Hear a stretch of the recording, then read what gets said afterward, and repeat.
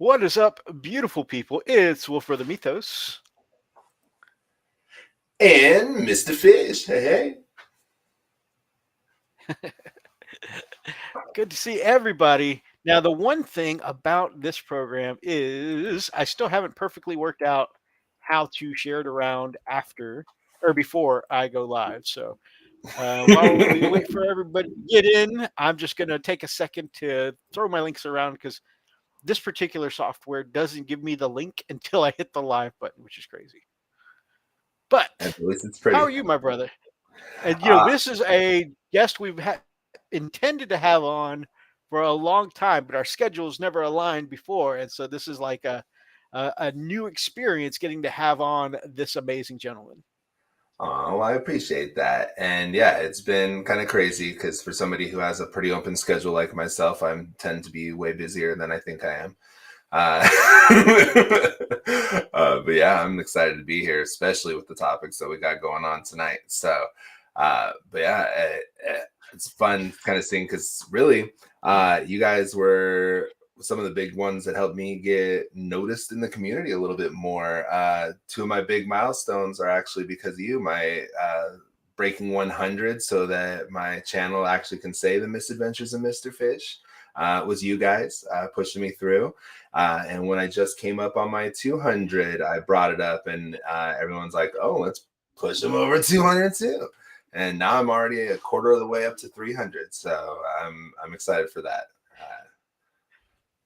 I'm so privileged that we've gotten to be part of that journey. Thomas says we are a little bit quiet. Is it both of us? Is it one of us? I've got the controls here. It could be me. Change. Is this better for you, Thomas?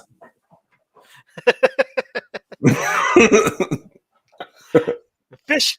So that guy, Fish, right over here is cool. Mythos is debatable. What's up, my fellow dice rollers?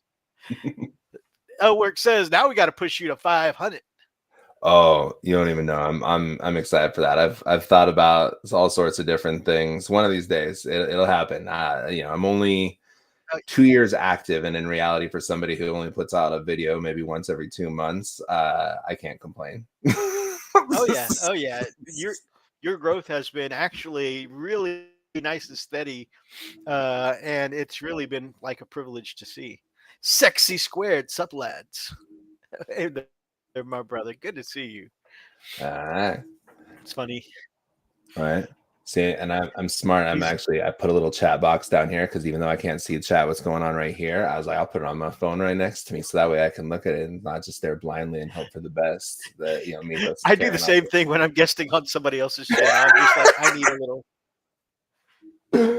Right? Oh, that's too funny. You got to be prepared. You got to be prepared. Scar said it best. Yep.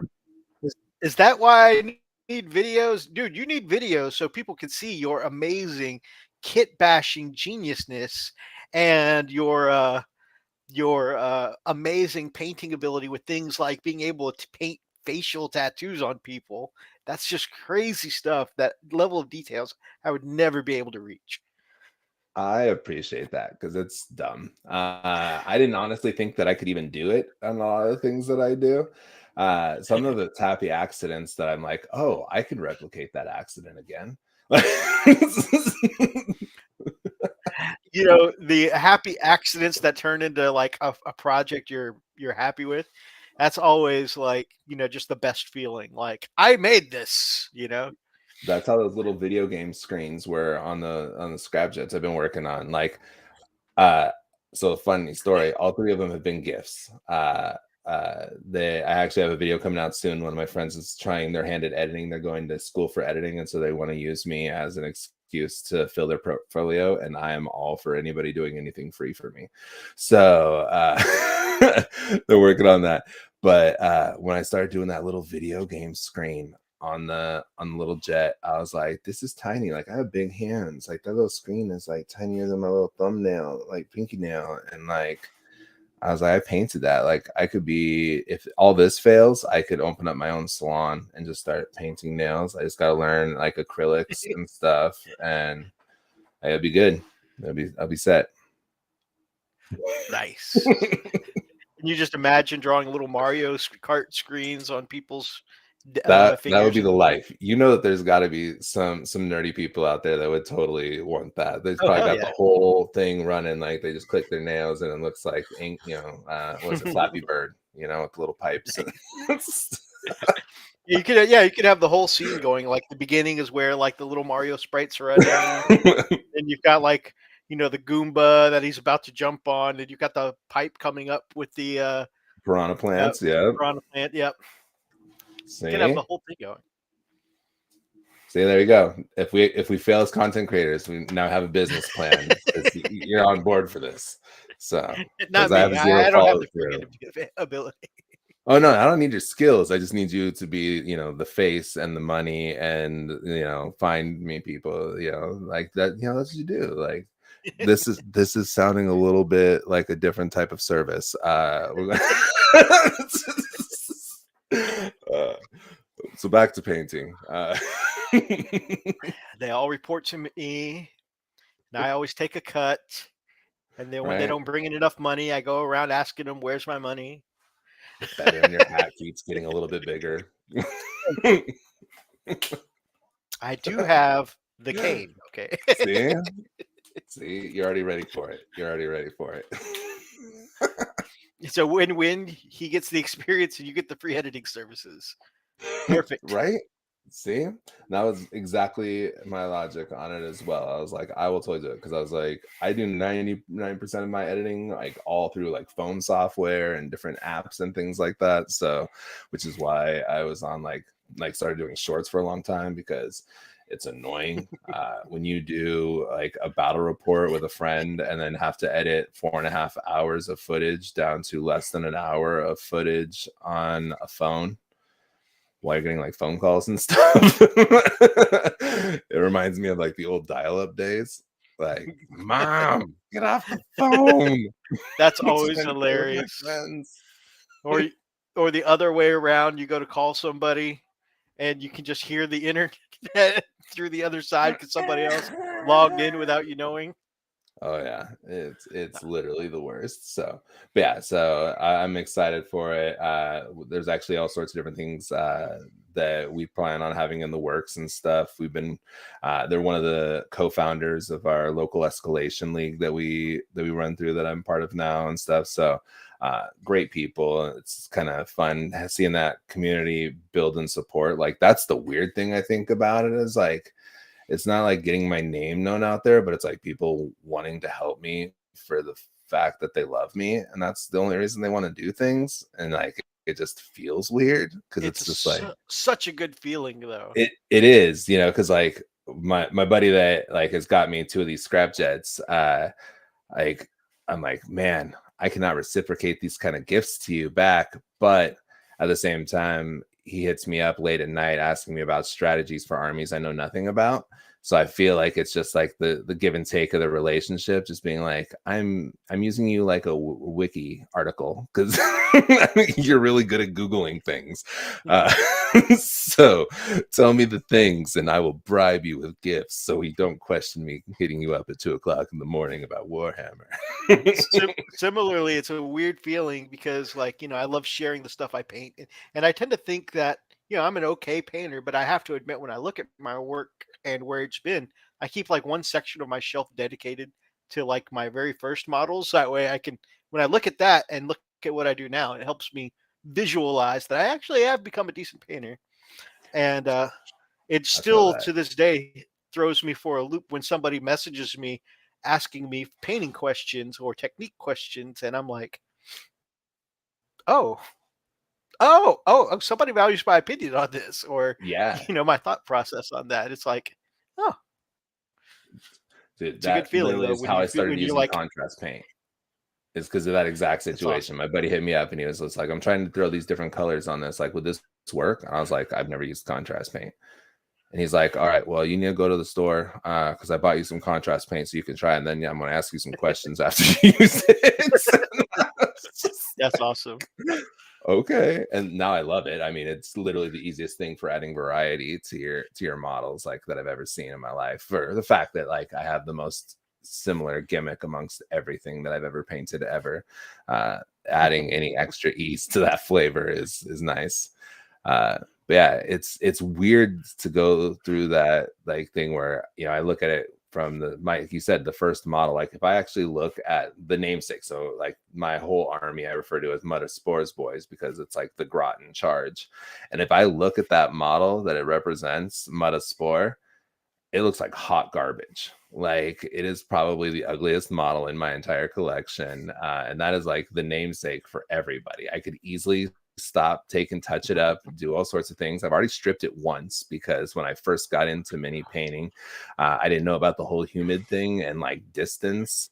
And like I was too far away for too much moisture in the air when I was spraying. And I got like that nice little sandpaper concrete like texture paint Oh on yeah. it. Yeah. So I had to, literally the first models I ever painted, I had to strip. So I'm just like never going to repaint these guys again, ever.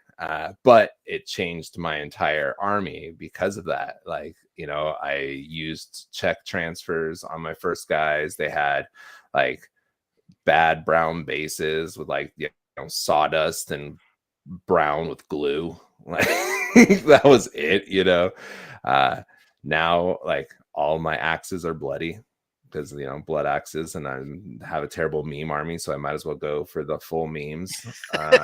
you know all of my jungle bases, which now is like probably more people know how like my bases than know my actual purple army because they only see the bases.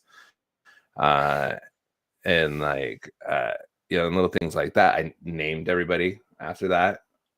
So it's kind of interesting to see that, from that first model that still looks like hot garbage to now I have more models on my whip shelf than I know what to do with in all sorts of different phases. And it's like, yeah, some of these are in the ugly phase, they'll get past it. Some of them are in the ugly phase and they'll just live there for the rest of their life.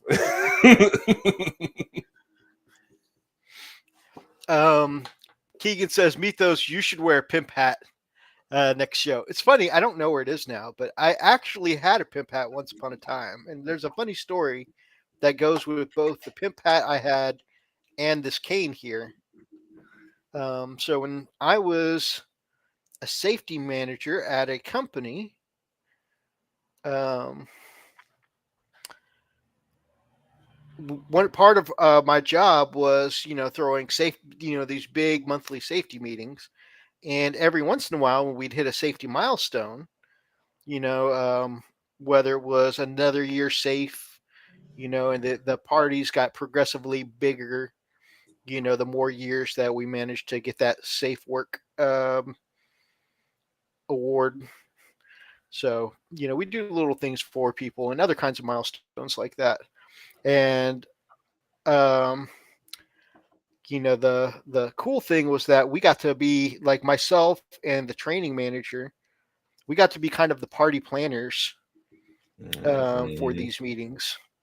And, they always wanted to have some kind of theme to each of these uh, celebrations. And so one of the years, the theme was, living rich. And so, everybody kind of came to the meeting in like, their best clothes and whatnot and stuff that kind of displayed, just their fun take on, status and wealth and stuff like that. And, so many people wore like, just like really, really nice kind of like suits and dresses and stuff like that. And, awesome. It was, yeah, everybody was flossing, they were looking good. And I showed up because, being the manager in charge of it all, I had to like actually work to set the party up, get the tables ready, get the decorations and stuff. And so I got there like, 2 hours early with the training manager and we set everything up. And I just showed up in, a basic, jeans and a polo. And my coworker was like, "Oh, you're not participating today, Mr. Kitchenada?" I said, "Oh, I'll probably participate a little bit." And he had showed up in like this really nice, classy suit and whatnot, and he had like stripped down to just his tie and vest, while we were working and setting stuff up. And then about 10 minutes before the meeting started, I kind of disappeared on. I was like, all right, I'll be right back. I gotta go get some stuff out of the car. And I went into this security campus had like 5, 6 buildings, and so I snuck off to one of the other buildings into the restroom, did a quick costume change, and not only did I bring out my nicest suit, but I had gone to the fabric store and I'd taken fabric to make an ascot, and I'd bought a pimp hat, the finest pimp hat Party City had to offer. And I bought myself a pimp hat and color coordinated, so it was a purple hat with a light purple feather, and one light purple feather and a pink feather, and the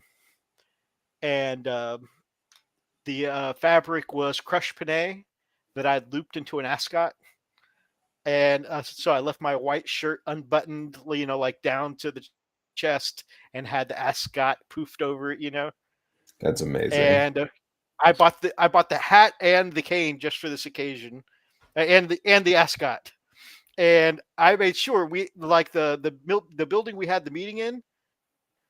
I had all glass, like it was like all glass all the way around, and so I made sure to put on my pimp walk as I came up to the meeting room, and I made sure to be like 2 or 3 minutes late, so that way, people would be wondering why the meeting wasn't starting on time. And so I pip walked all the way from the other building, with my cane all the way to the meeting room, and they saw me through the windows the whole time.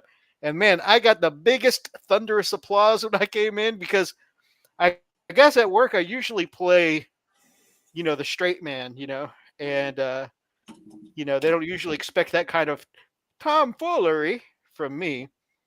And so that year, I have an award somewhere in one of my collections of where I keep certificates and stuff like that, where I won the best dress that year. But when they wrote in my name, they didn't fill it in to Mr. Cushionada. They said Mr. and then they did the upside down V, Mr. Pimp Man Cushionada.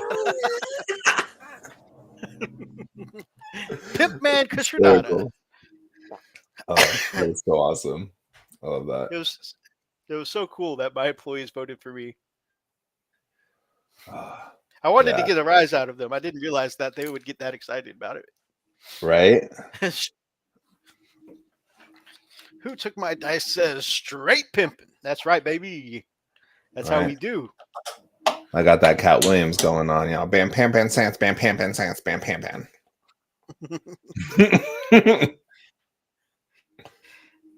So you mentioned a little bit ago that you don't do the things you do to get your name out there, right? But let's find out a little bit about getting your name out there. Let's find out a little bit out about our guest. Tell us about yourself as a hobbyist, like what you got into the hobby, what you've done since, that kind of thing. Oh, man. So always been a nerd.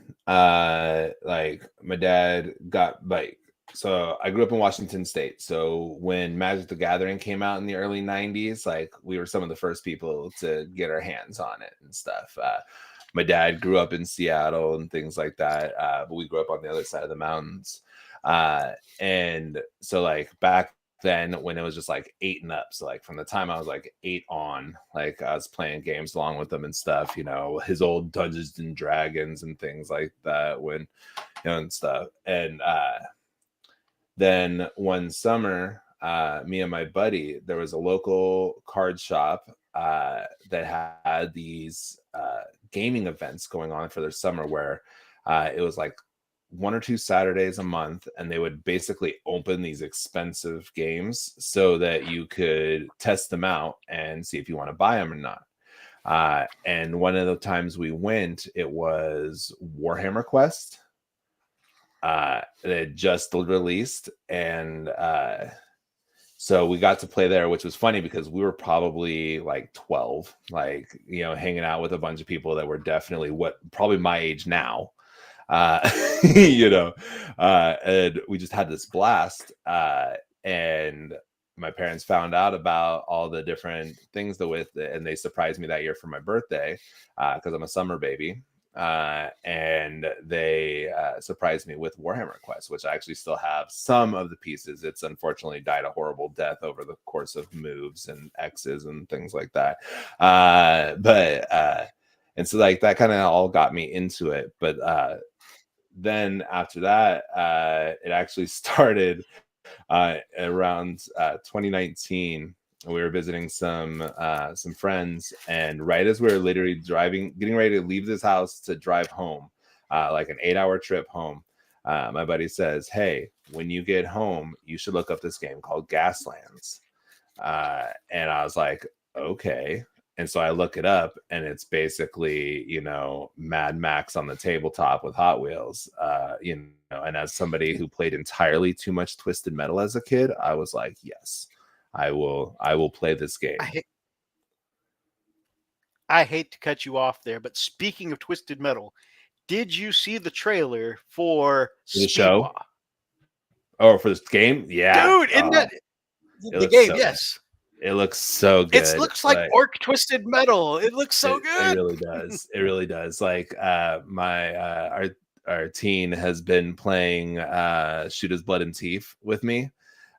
So Nice. as soon as they released the trailer, like she was sitting on the couch, and I like lean over and I like pull my phone up and I'm like, look at this. And all of a sudden the trailer starts, because like she gets into how into it I get into it and stuff. Like when for the Christmas song, when Here We Go came out, like when I would drive her to school every day, like that's what we would listen to on the drive to school, because it's a good Christmas song. Of course. The best, some would say. So I'm super excited for Speed Freaks, because that's what's funny is Speed Freaks, the tabletop game Speed Freaks, came out about the time that I got into Gaslands, because it was around that end of 8th edition, started 9th edition that Speed Freaks came out, because that's when they had just introduced the buggies and stuff like that. So I'm like getting super into Gaslands. I have tons of cars still. Like I probably have like 500 Hot Wheels in my basement here still that I just don't even do anything with now, because I'm all about Orks. But that's what happened, is that I started looking up things, people doing content creation on Gaslands and stuff, because you're looking for rules. It's a small game. It's not like Warhammer that has, everybody and their mother has an opinion on it, and not all of them are good. Like you just had to feed on it where you could. And I ended up finding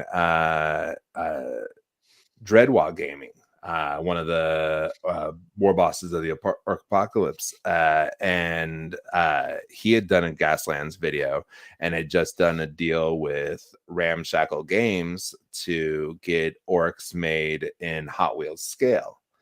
And I was like, I will never play Warhammer. Like that game's way too expensive, but I could totally spend $20 on a whole bunch of these little 20mm resin figures and build up some Gaslands cars and have my little Orc wall that way, because like Pool never had a chance. Yeah. Well, and like I've always been into like Orcs and goblins and stuff like that, because like, again, being a child of the 90s, my older brother was 8 years older, so he was a product of the 70s and 80s, and then my parents were born in the 60s, so like I got all the green skin lore, from Lord of the Rings to like the cheesy movies that we had as kids to like the Princess and the Goblin, and like the Dungeons and Dragons cartoon, and and then growing up with playing Magic, and there's all the little cheesy goblins and Magic and Red Deck Wins before it was Red Deck Wins, and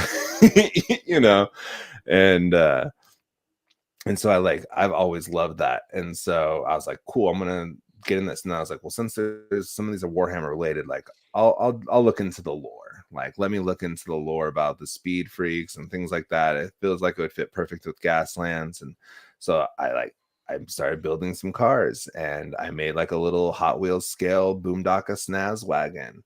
And then I built some custom Boosta Blastas and, a little Def Killer War Trike, and, using like little lighter bits and things like that for, grills off these cars and stuff. And The more I got into the lore, the more orky it actually felt, because I was literally scrapping trash together to build these things, you know.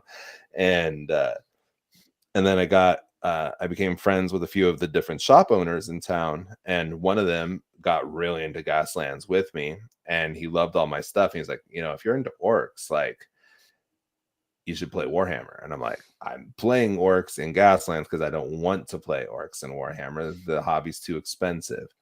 To which he responds, well, this new game just came out called Kill Team. You know, it's existed before, but it's just like small squad. You just literally buy a box. I'll photocopy the orc rules for you, and we can learn and play that game. You know, it'll be just like Gasland, but we can do it. That was that's the greatest why I lie I said was poor ever fools, told. because I was like, oh, Yeah. I'm not going to get into Warhammer. No. And so I buy a box, and I buy Storm Boys. Which, fun fact, there are no Storm Boys in Kill Team. Is that why? Wait, are you the person who originally converted them to commandos? Yes. So Yeah, that's what. I converted them to commandos, and then I converted them back to Storm Boys when the commando kits came out, because I was like, I don't need these extra commandos now. Like, I had the rocket bits still, so I put the rockets back on them. They're just not in the flying pose now. They're in a weird commando pose. But that literally defined me as a thing. So like with the Gaslands, I got into all the color theory because of painting cars and stuff like that. And I didn't know purple was a meme thing, because, you know, you're looking up like articles and stuff like that. Like, you're on color theory, people bring it up. And even if it's a meme thing, they still bring it up, you know? And so I painted a spider tank with a, a Volkswagen bus. It's literally probably one of the I'll grab it at some point probably. But it was purple. It was a purple purple van, and I gave it green spider legs. And I was like, well, okay, so this is cool. This is like my little blood axe thing, you know, just kind of joking because I had camo and it was a tank, and like Gaslands was Rutherford, and like they're like the kind of Texas oil baron, big horns and smash your vehicle kind of things, you know, the good old Americans, you know, Rutherford. And yeah, America. And so so I loved it. And then when I switched into these, I was like, okay, well, at least I can play commandos with them. It's the same price for the kit, basically. Technically, I think Storm Boys were a little cheaper because there was only the resin commandos at the time. And, you know, every article says that, you know, anything Citadel Forge World is trash, don't do it. So I was like, okay, I'm going to be better off kit bashing these things, you know, from the get-go. So I was like, okay, what else do I need? So I bought a boys kit, and I was like, 5 commandos, 5 boys. That's a squad of 10. I don't need anything else. That's Kill Team. And then I got Ludas and Bernas, because then, you know, you could fill in the other 5 boys I didn't use from the boys kit. And then that's when my daughter got interested in playing it. And so wanted to play goblins, and so then we built a bunch of grots, and then she wanted them to be zombie goblins, and I was like, well, they're zombies. And she's like, oh, is there? And then that's why she got into poxwalkers. And then the Snaga release happened at the exact same time the Kill Team Octarius release happened, and my wife let me spoil myself. And I ended up getting a box of each. And that's when I joined Warhammer 9th edition. Was the Snagga box release.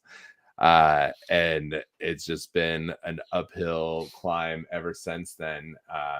Thankfully, like, I have a lot of crazy sports. Like, as weird as it is, as much money as I probably put into this hobby, I've probably had almost 50% of what I have is like gifts or presents or people that are like, I'm not playing orcs anymore, so here's my orcs. And I'm like, I don't even know how to react to this. Like, thank you. But I went hard into it before then, you know. And then the kit bashing things, you just having fun with it and smashing a bunch of things together and getting extra models out of it for it. I have a little bit of everything from other places too. Like, well, with the exception of like, I don't have anything from Cromlech because as they are beautiful sculpts, beautiful MDF, beautiful everything they do. I don't like paying more for a model than the model it's proxying. That's sure. I'm not going to pay $25 for a box of grots. I'm certainly not going to pay you $30 for 10. That is so understandable. Just they're beautiful. They have so much flavor, and to everyone who has them, chef's kiss. They look gorgeous on the table. I did with Spellcrow for my commandos just because of I think all the best drug dealers know that if you give the first hit free, you will get repeat customers, and that is exactly what happened with me. So I think I ordered. I don't remember what it was I ordered. Oh, I remember now. I ordered a couple of bits for my battle wagon conversion for Spellcrow. I made a little stage out of it, and it was like the reason I ended up doing a big conversion for my battle wagon is because I bought a used one off eBay. It was missing the hard top. It was missing the stubbers, or not the stubbers, the heavy shooters. Gosh, it's left my mind. The big shooters, not heavy shooters, the big shooters. It was missing all the big shooters and stuff. And so I ended up, and so it left the big holes in the battle wagon on the top where either you put a hatch plate or you put the stubbers. And Cromlech had these cool little like turret style ones. And the turret ones fit right in those holes perfectly. So I ordered a couple of the heavy stubbers for my conversion. And I'm like, this looks pimp. And they're like, hey, and all I ordered was the two heavy stubbers turrets, but they threw in a whole bag. If you've never ordered from Spellcrow before, they're an amazing company. Really, really beautiful bits, especially for orcs. But they do all kinds of stuff. Space Marine. Hey, it's G, the Hypersapien, and he's also funkin' hungry. What's up, everyone? What's up? And yeah, so not only does Spellcrow make beautiful bits, really good bits for your conversions, they always chuck in an extra bag labeled freebies. What that really is the free hit bag your drug dealer gives to you so you'll come back for more. So I got all kinds of cool stuff. I got some Death Guard stuff. I don't even play Death Guard. I ended up sending the Death Guard stuff over to Big D, the Gamecraft Dragon. But I got some Death Guard stuff that was cool. Good night, Steve, my brother. I got some Death Guard stuff. I got some Imperial Guard stuff that I just threw in my bits box. Like Imperial Guard, I'll never get into them. And then I got some Space Marine stuff, which I totally used. And then I got the bits to put together. Also, they have commandos on their sites, but they also have they were one of the ones I looked up at a certain points because of their backpacks, because they had like the best selection of backpacks at one point, and I was like, nope, not gonna pay those prices. I'm just gonna glue a bunch of bits together and make it look like a backpack. Right. And the pre-made commandos from their site look cool, but the build your own commandos, oh my god, they just have so much customization options. And the particular customizations that they sent me was they gave me a dude with like a commando, like a green beret kind of hat. I got the beret.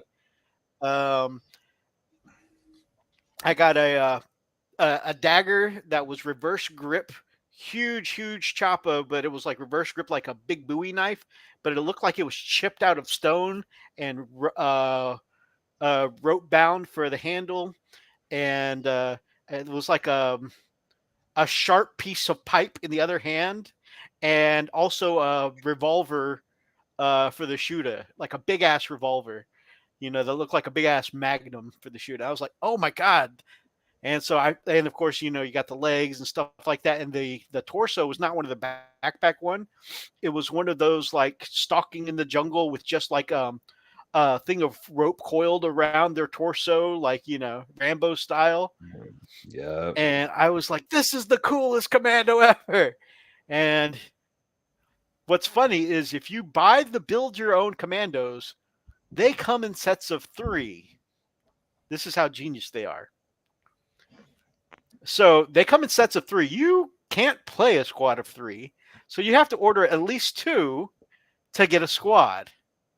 Or some people, like this guy, will just say, hey, I'll just go ahead and order a third one, which will give me 9. And I accidentally got this free one in the dime bag. Boom, squad of 10. They're so, oh my God. Their drug dealer Marketing mentality is genius. so sharp and on point there. Right. This is when you find out that their main shop is out of Amsterdam or something like that. That's why I keep shopping. That's why I keep shopping at Spell Crows, because their resin dust is laced with LSD or something like that. I don't know why I enjoy painting their models so much, but I really enjoy it. So if you guys will notice in the top right corner, we've got the logo for Mr. Fish and both of my amazing guests, as well as several other friends of the Frosted Fist, are down in our link tree in the description below. So make sure you check out our guests. They're amazing people there. And I just wanted to point out that you can find Mr. Fish at the Adventures of Mr. Ghoti, as it's spelled on the screen there. It's Fish. And, you know what? Actually, okay, so no one ever believes me. The name. Yeah, nobody ever believes me when I say that it's actually pronounced Fish. So could you do the Adam West style explanation here? And I'm going to clip this and save it on the Frosted Fist. And so when people mess up your name in the future, I'm just going to send them this clip. Perfect. So the long story short, because it's a much longer story, but I'll give you the short version of it. But it's from an episode of Adam West Batman.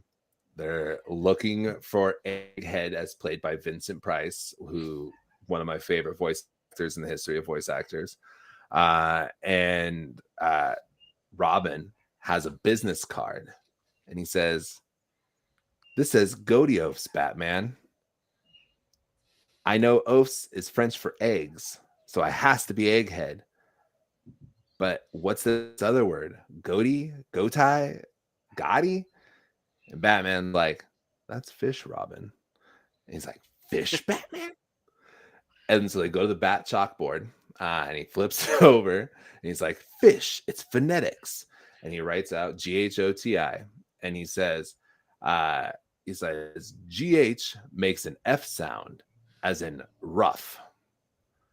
O makes an I sound, like in women. And TI makes a sh sound, like in motion. Fish. To which then Robin replies, "Holy semantics, Batman. Fish eggs. He must be at the docks." And they get into the Batmobile and scurry off. And that became my personality. I'm going to waste my entire personality and being on this one thing. Boom, captured. It is one of those things.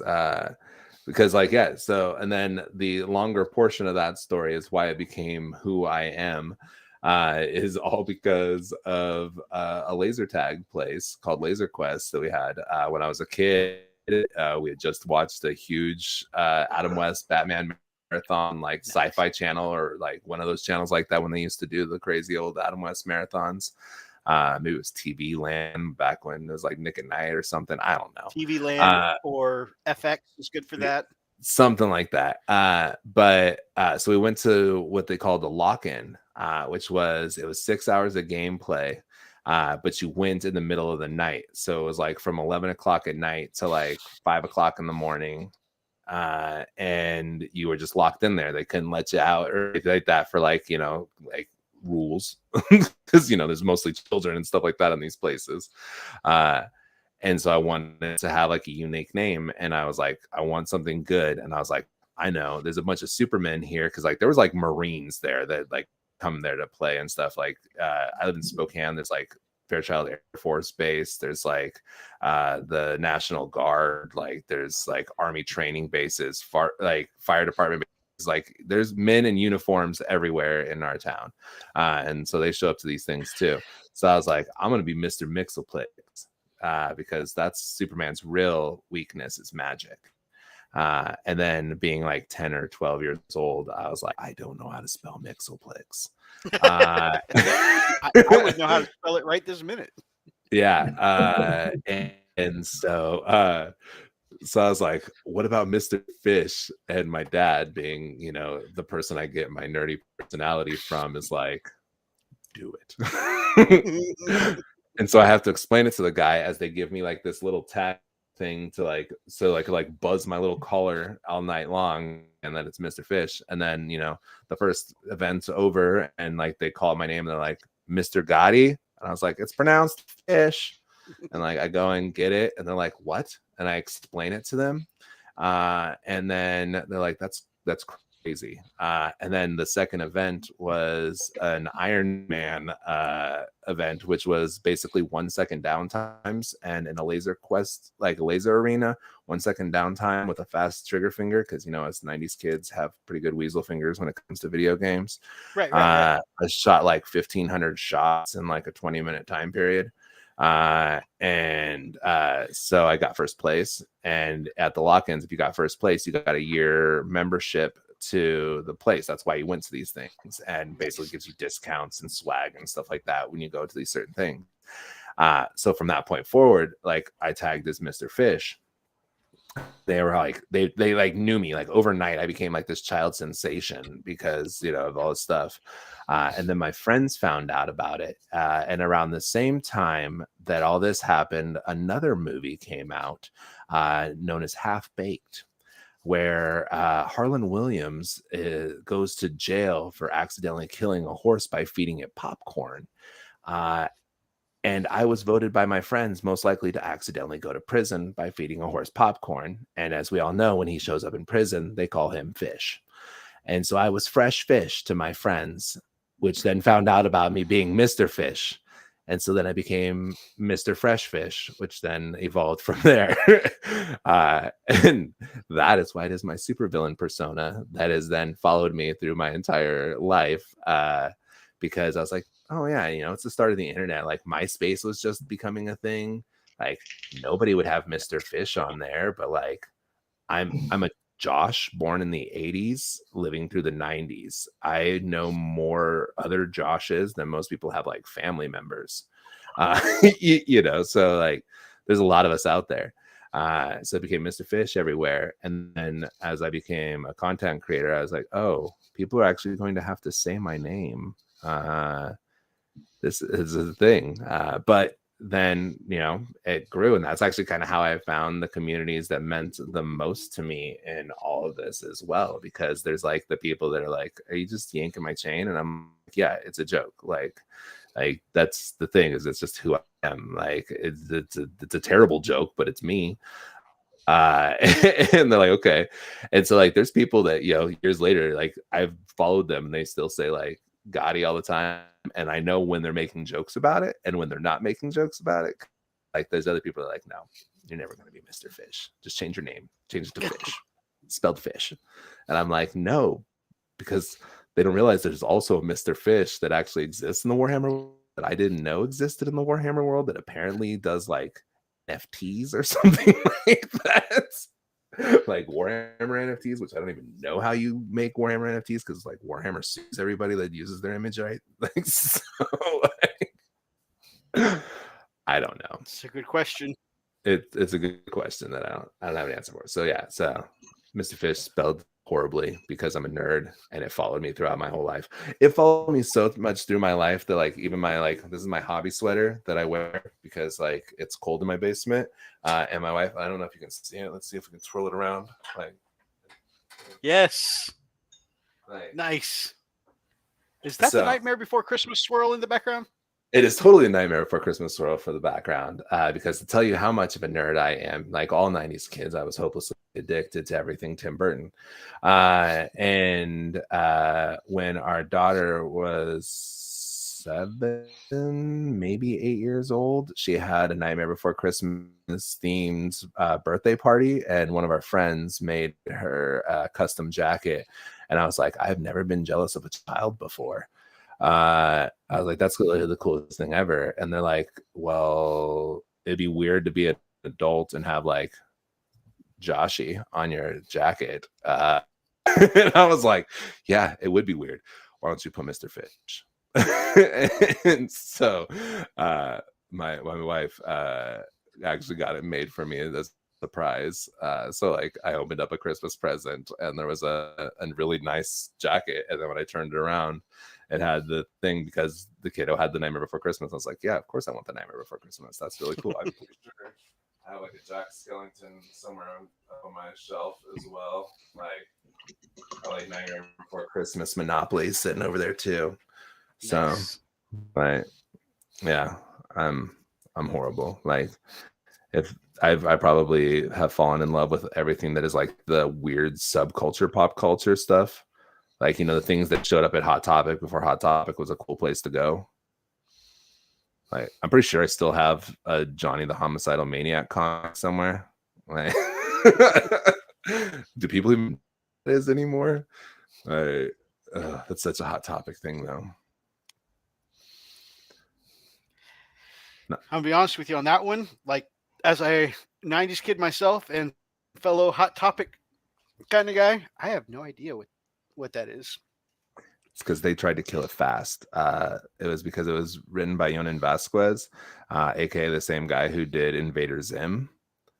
And he got really popular, and they tried to hide the fact that he made a comic book targeted to young adults, Johnny the Homicidal Maniac, about a guy who was a homicidal maniac that had to murder people to feed the wall in his basement blood so that it would stop the monsters from the other side of coming into our universe. It was I love Invader Zim. Super yeah, Zim's amazing. Some of the dark stuff in there is not even near as dark as some of his comic book stuff that he did. Oh, it doesn't even sound like it, not even a little bit. Not even a little bit. Like Nail Bunny. Like it was a stuffed animal rabbit that they just had nailed to the wall, you know, that talked to him. Like the weird stuff. Yeah. I had black hair at one point. I definitely had a goth phase, just not with my orcs. So I'm like what the kids nowadays would refer to as a pastel goth. Like I like bright, vibrant colors, but you know, I also like creepy stuff, like stop motion animation. God, stop motion animation is so creepy.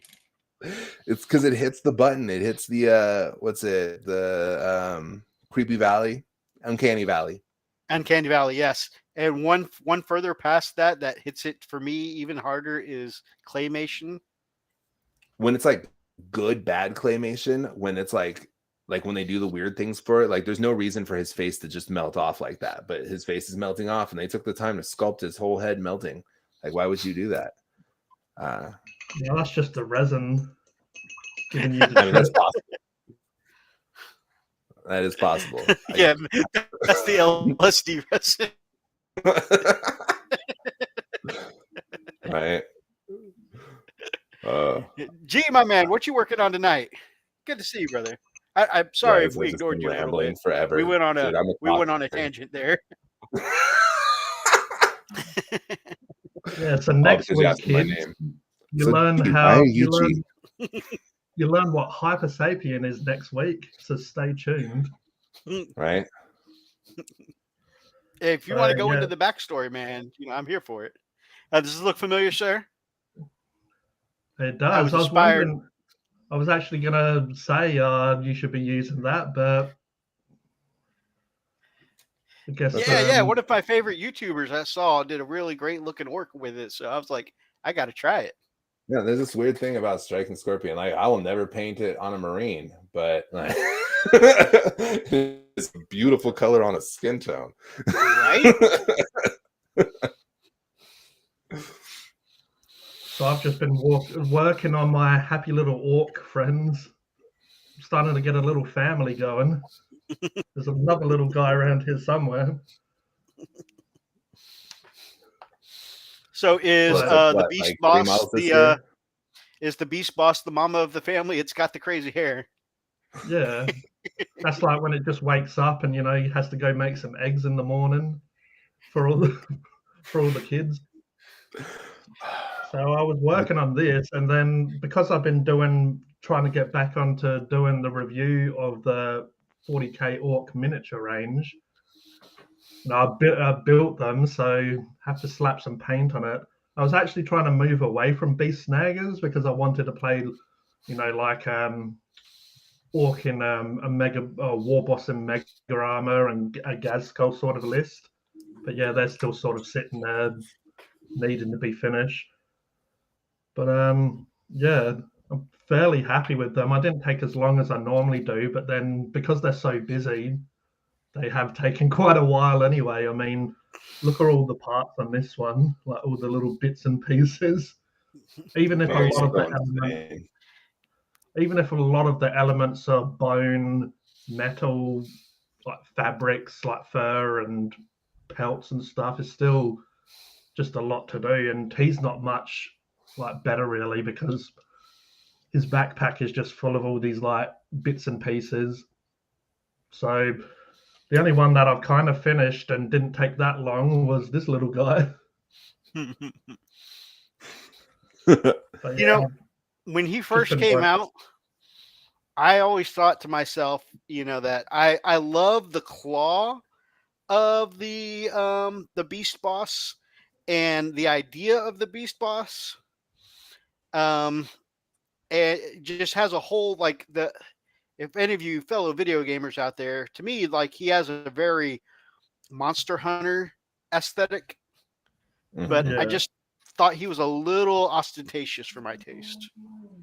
Yeah, he is a bit, and it's like I liked the reveal. I liked when they did the orc trailer for him because obviously it was quite comical, and it was just a new model and a new orc model, and not necessarily a character, but a new, like HQ sort of choice. So it was fairly hyped up, and I was jumping on the hype train as well, like choo-chooing all the way. But then I got it and reviewed it and stuff, and yeah, it is like a little bit busy, but it's actually been fairly enjoyable to paint.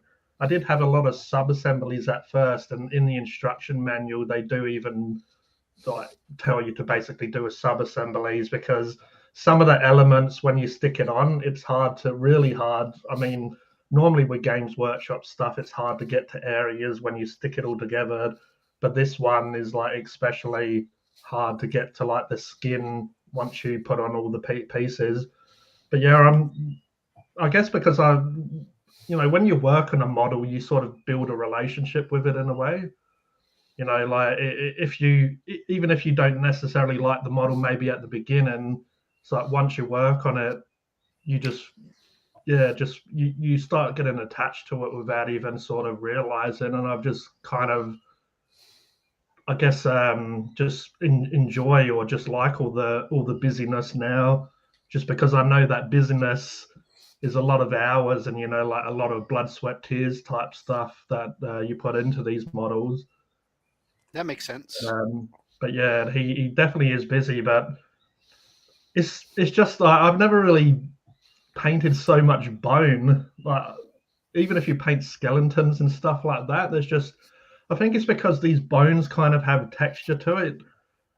Like he has the tusks, or he has the whatever they are, like teeth, tusks, beast all over him, and And just yeah, I ended up sticking them on after I base coded them and did put a bit of definition onto them. But I tried to do like a lot of people do with those sort of tusks, how you try to do a bit of a gradient and you do some lines across them to try to look like texture. And once I did a matte varnish on them as well, it sort of like made all the colors sort of blend even better. And just fairly, I guess, proud of this one because it's quite a busy model. So you need certain elements to stand out. And I even tried my dirty down rust for the first time on his weapon. I'm not 100% happy with that. Yeah, I'm not 100% happy with it, but it's just like I need to tinker with it a little bit more. But yeah, him and the Pain Boss are quite awesome models, and I've just been enjoying working on them for a while. It's just because there's so much on these models, you go over it again and then you realize there's like a section that you haven't painted yet or that you haven't I hate that feeling. Yeah. Mm-hmm. So like I kind of did a lot of the metals first, so they're kind of done, and I added some oxidization because on my beast snaggers on these models I've tried to make them a little bit more rusty than I normally would. I've used bronze or copper sort of colors a little bit more, so I've done oxidization on them. And which I've been doing is a bit more rusty and stuff because I just feel beast snaggers are going to be more rusty. I've set my models in like a desert or a wasteland outback sort of setting for the bases and stuff, so I just feel like they're going to be a lot more grimy than normal orcs, so I want to like rust them up, put a bit of oxidization and all that sort of stuff on them. So I've been doing techniques or just stuff that I don't normally do. So the oxidization, the one from Games Workshop, the Nylock oxide, is quite a matte color, so as soon as you put it on, it really stands out like dog balls.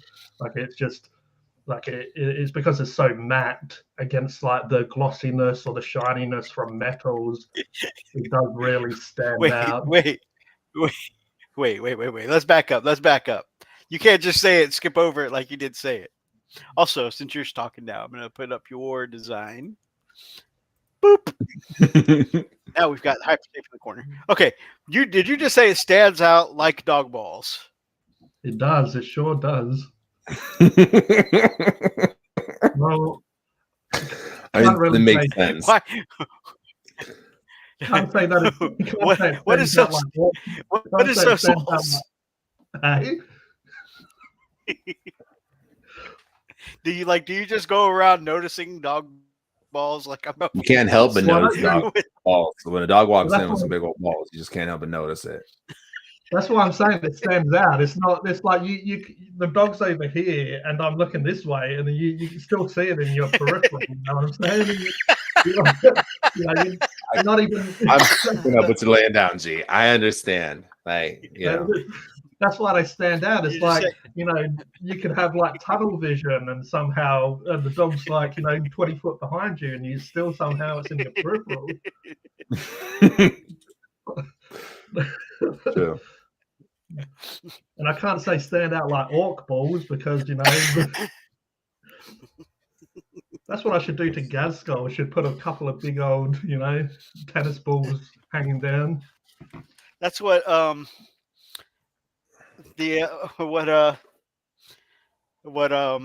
Oni keeps trying to convince me to do with this guy. He said that's not anatomically correct. There should be a great big old schlong on there. And he said if I green stuffed it onto it, he'd give the model the ability anytime I played against him that the dog does mortal wounds in combat. Oh man. So when I went to go post it on YouTube, he goes, "You can't post that on YouTube yet. You're not done with it. It's missing part of the model." Should have a rocket attack, like the attackers from it and just shoots it. No, a cone will attack like a flamer. Okay. It's one extra attack for 5 models in the blast unit. So Oh. Anyways. Where was I? Oh, Gabriel's Copy says, "Hello guys, we're listening to our door dashing for miniatures money. Good to see you, brother. And I see you're using our cup. That's right. Got the Gamers with Coffee logo here. And you could head on over to the Gamers with Coffee channel on YouTube, also in our link below of the Friends of the Frosted Fists. And on any of their videos, they'll usually have a link to their merch. You can also, on their Sunday streams, they even have a little QR code up in the corner where you can actually put your phone up to it, boop, and get you some Gamers with Coffee merch. And if you ever see this Brian from Mini Warmut, I haven't forgotten about you. Been saving up for the family vacation coming up next weekend. By the way, there'll be no stream from us next weekend because we'll be out at Acon. But after the vacation's over, I still intend on getting a Mini Warmut cup. Speaking of Acon, that's part of my pork chop this week. My badge came in the mail. I got to get me a Hypersapien cup too. Nice. I've got the fish one. Nice. That's funny. I have so many Batman cups. I have no idea. Oh, that's too funny. I have this nice Blue's Clues cup. Oh yeah. I wanted to get a Kermit the Frog one because I always say I was sipping on tea like Kermit. And it's not easy being green, so that's it. Actually, I think when you got to WAAAAAGH, it's going to be real easy to be green. Although, I don't know, in this next edition, is it going to be easy being green? That actually is a great segue onto tonight's topic, guys. Yeah. I am waiting for my Squig Hog Boy to dry. Unfortunately, these magenta layers, this magenta fluoro from Model Color, now this is an old bottle of paint. I've been using this now going on 5 years. So it seems like it's getting a little thicker these days and a little harder to work with. I feel like I just had to put in like a good, like, you know, those cups you get with whenever you take your cough medicine, stuff like that. It seemed like I almost had to put in a shot glass of those to, that kind of shot glass worth of water to thin down the paint this time. And it's really made quite a interesting glaze, but that's okay. It's okay for it to be patchy. 2 thin coats better than 1 chunky coat. But while it's drying, we can move on to talking about WAAAAAGH. If you guys know another really good fluorescent magenta color that is less viscous than model Vallejo Model Color. Well, I haven't actually tried it yet, but Doomfire Magenta, the contrast. Have you tried this one yet? Let me switch over so I can see. I have not. So when I got the Lizardmen Seraphon army box, I grabbed a few more contrasts to try. So I grabbed Croxagore, Magma Draw Flame, which is orange, the Bow Red contrast. This Doomfire Magenta, I'll open it up now and have a look because obviously it's going to be nice and thin down and stuff. Oh yeah, all the contrasts nice and thin like that. I mean, it depends kind of if you're going more to the pink or the red side, I guess. But well, you've seen all my power effects. I like the pink side of the magenta. Yeah, but this one. I mean, as well with contrast, obviously it will look different as well when it dries compared to just the paint.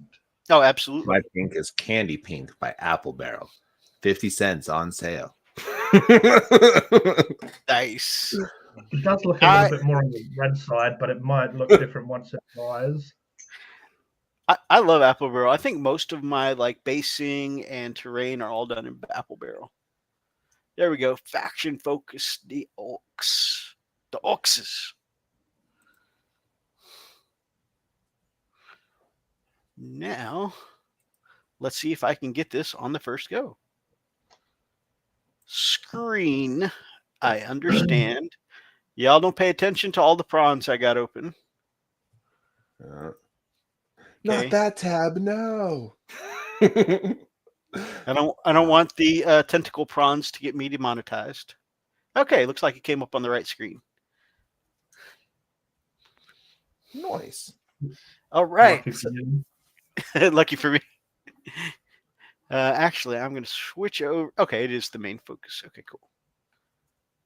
All right. So this week was previewed the Ork faction focus coming up for 10th edition, and it does seem like it's all going to be a bit different than we are used to with the Orks. Some good changes, and I'm going to go ahead and say some changes I'm not entirely thrilled about.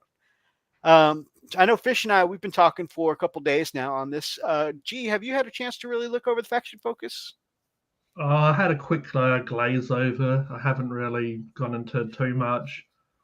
I don't know. Gaskull, I feel a glaze like my horse's blast weapon, or no. No, that's the glaze after you use the weapon.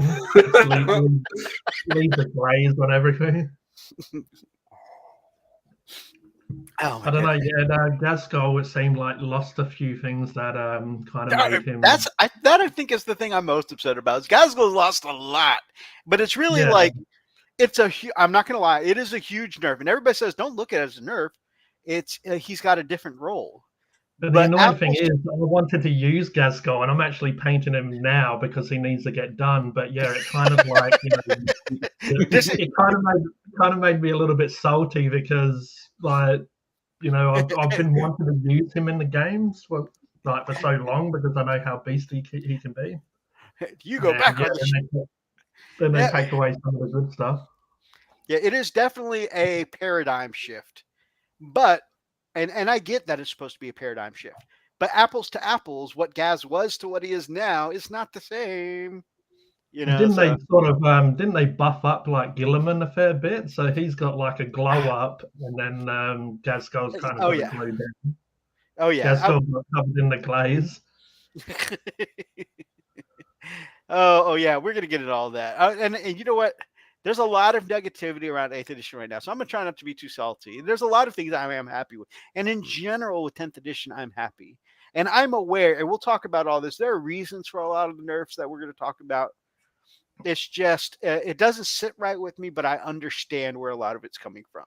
But I guess they're trying to simplify it a little bit more, right? Well, not only that, but I don't think this is part of the simplifying because, like you said, other things have gotten tougher and more durable, right? Gilliman, the Lion, they both used to be weaker than, and now they're both tougher than, right? I'm about to go into a rant, so let me save it till we talk about get to the rules. That's like my third time. I start revving up like you can hear like when people do the chainsaw, like boom, boom, boom, boom, boom, boom, boom, boom. Let me just go get the salt shaker, then we'll continue. I'm not gonna be salty, guys. Like I said, there's a lot of negativity already. I don't want to contribute to the negativity, but we're gonna talk about it. Okay, it's all great. We're gonna talk about it a little bit. Who am I trying to convince? Huge Minis has a nice floral color. I'm not familiar with the brand Huge Minis. I would be happy, Thomas, if you could shoot me a message with like a link or even a picture of the product so I know what I'm looking for. I'd appreciate that, brother. I appreciate you. All right, we're looking at the Orks army-wide rule. WAAAAAGH. This one I found interesting. Okay, so the army-wide rule, WAAAAAGH. It's a great army rule. It's what we had before. It's one of the several things we had before. And I get we don't get two army-wide rules. So I'm a little woosah, but we'll think about it, okay? If your army faction is Orks, once per battle, at the start of the battle round. So this is interesting because whether you go first or you go second, it's at the beginning of the round.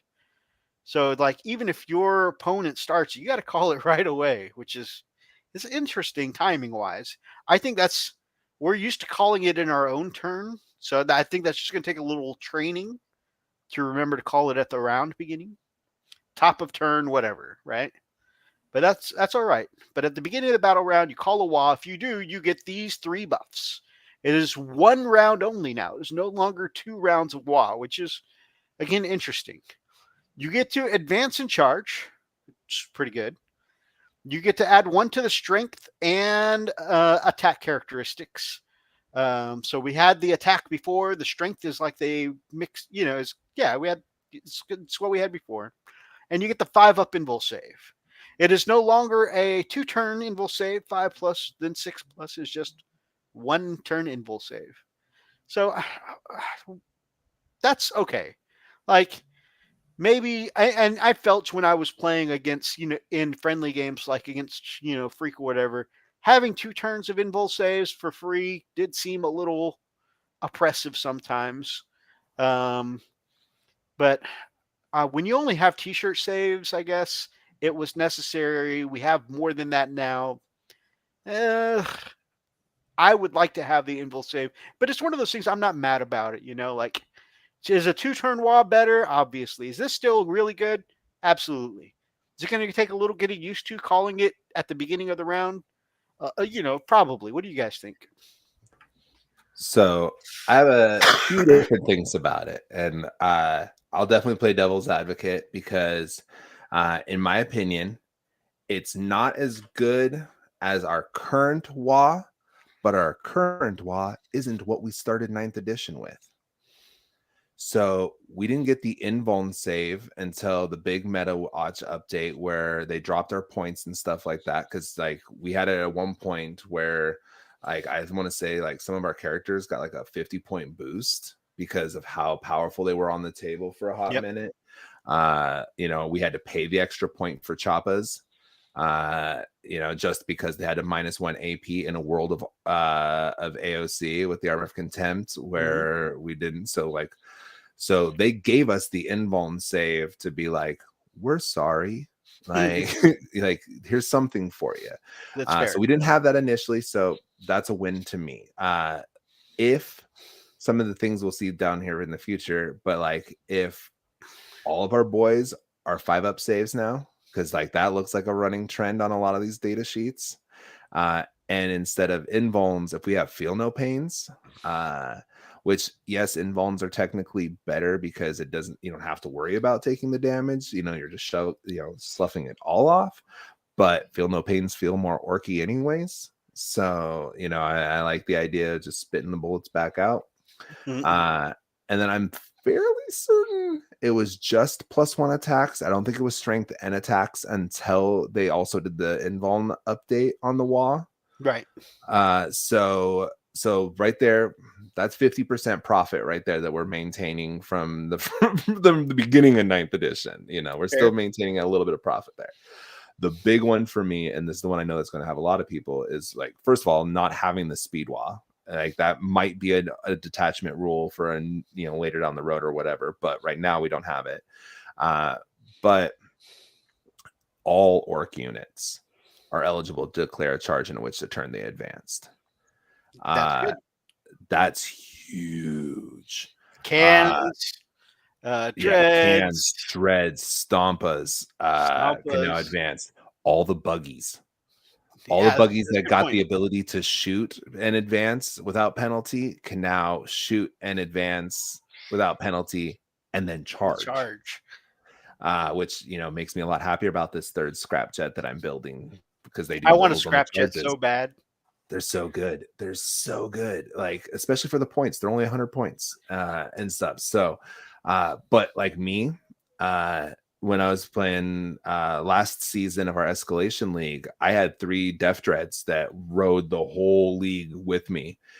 And if they would have been able to charge and advance and charge during the WAAAAAGH, I probably would have never lost the game.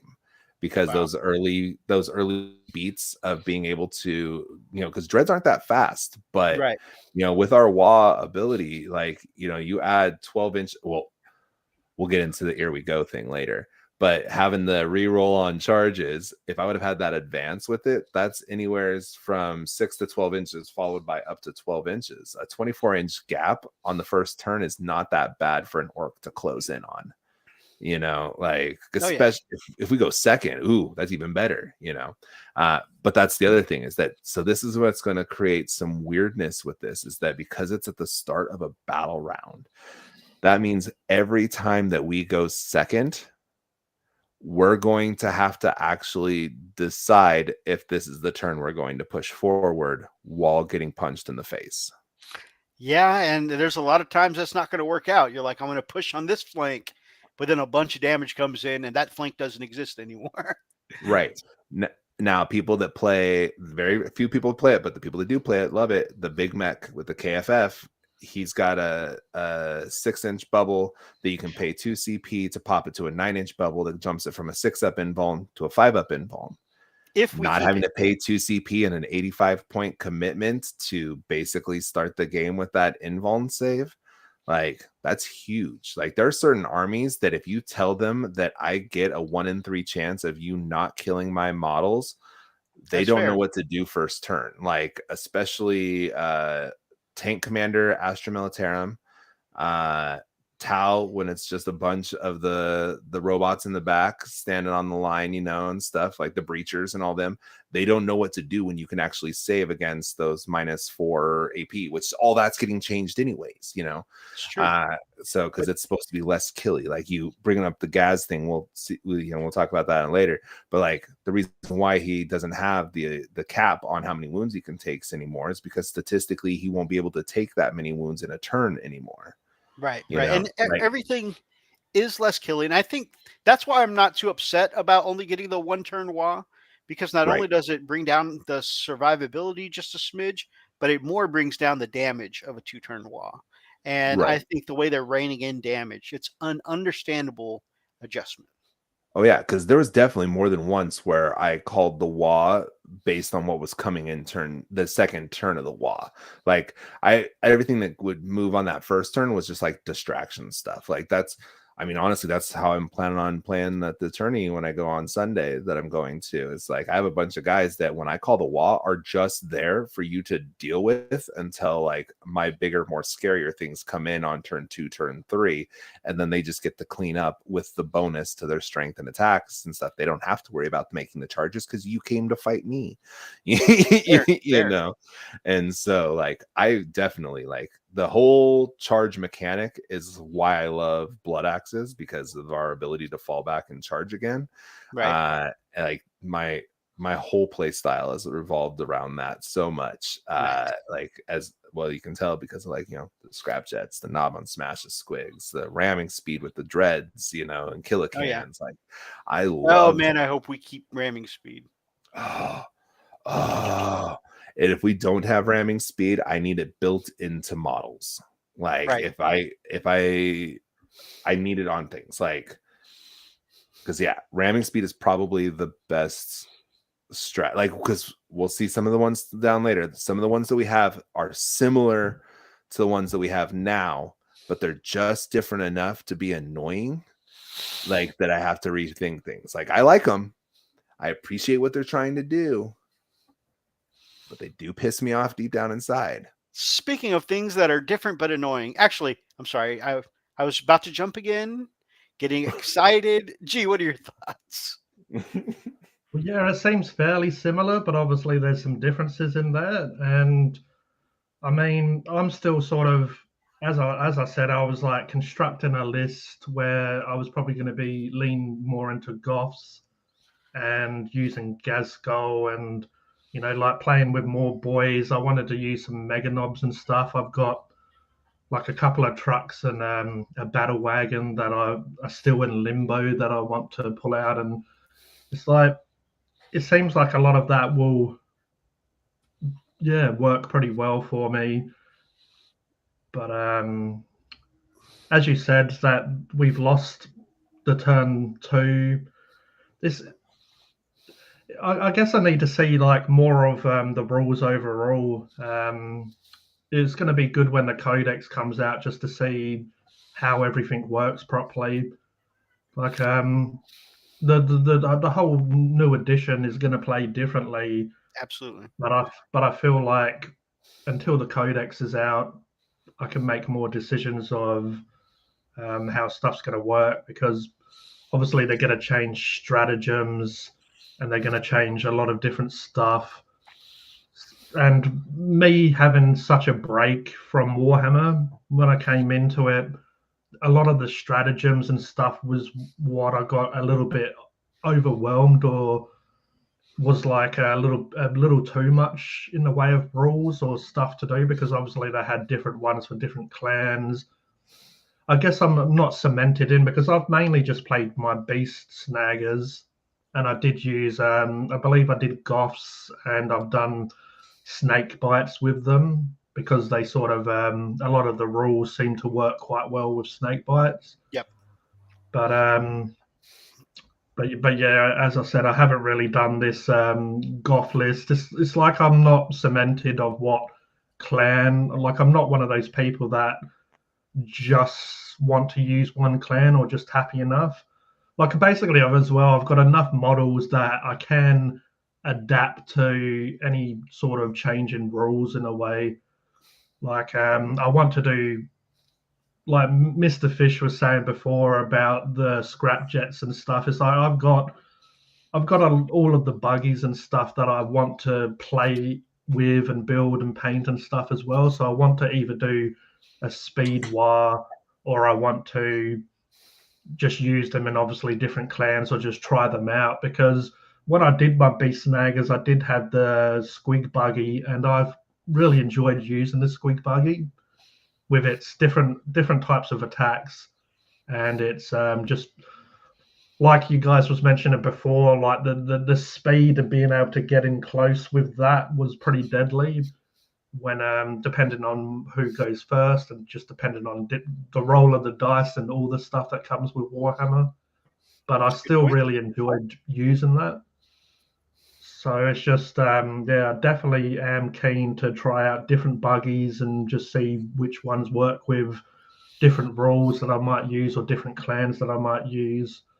So I guess it's like a lot of stuff. You go into these new rules and there's slight changes, and you are disappointed, but also you're excited to try and see how they work in a way, just to either adapt and change, or just use what you normally do in games and just see how much worse or better the rules are, the changes. That's a good point.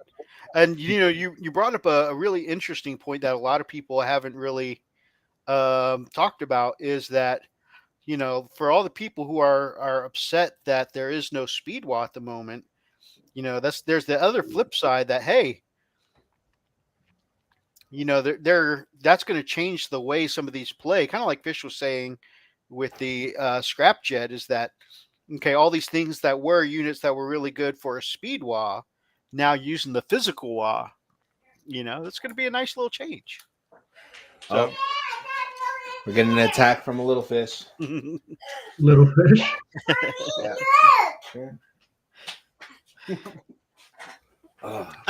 There is one thing for me that is glaringly missing. Before, we had the WA as an army-wide ability, and our army rule was here we go, right?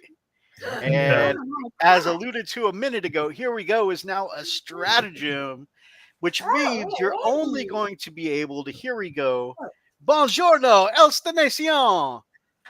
Bonjour. Bonjour, mi amor. Wait.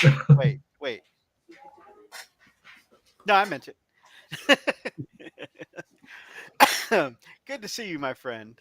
So one of the things that, here we go, is now a stratagem. You're only going to be able to, here we go, one model a turn, or one unit a turn. And that's a big change from having it army-wide. Before it was, no, senpai, why would I say that? I don't even, really like you like that. Like, why would I say it?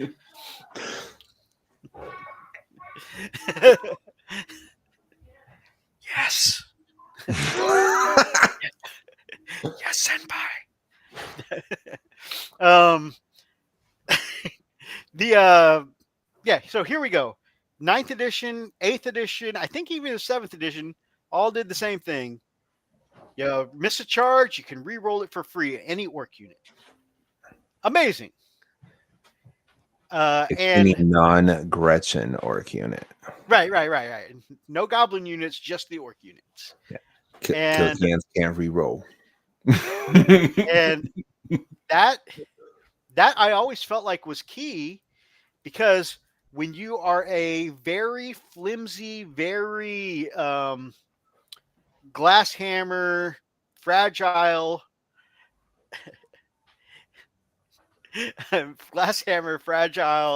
melee unit, you live and breathe in being able to make it into melee.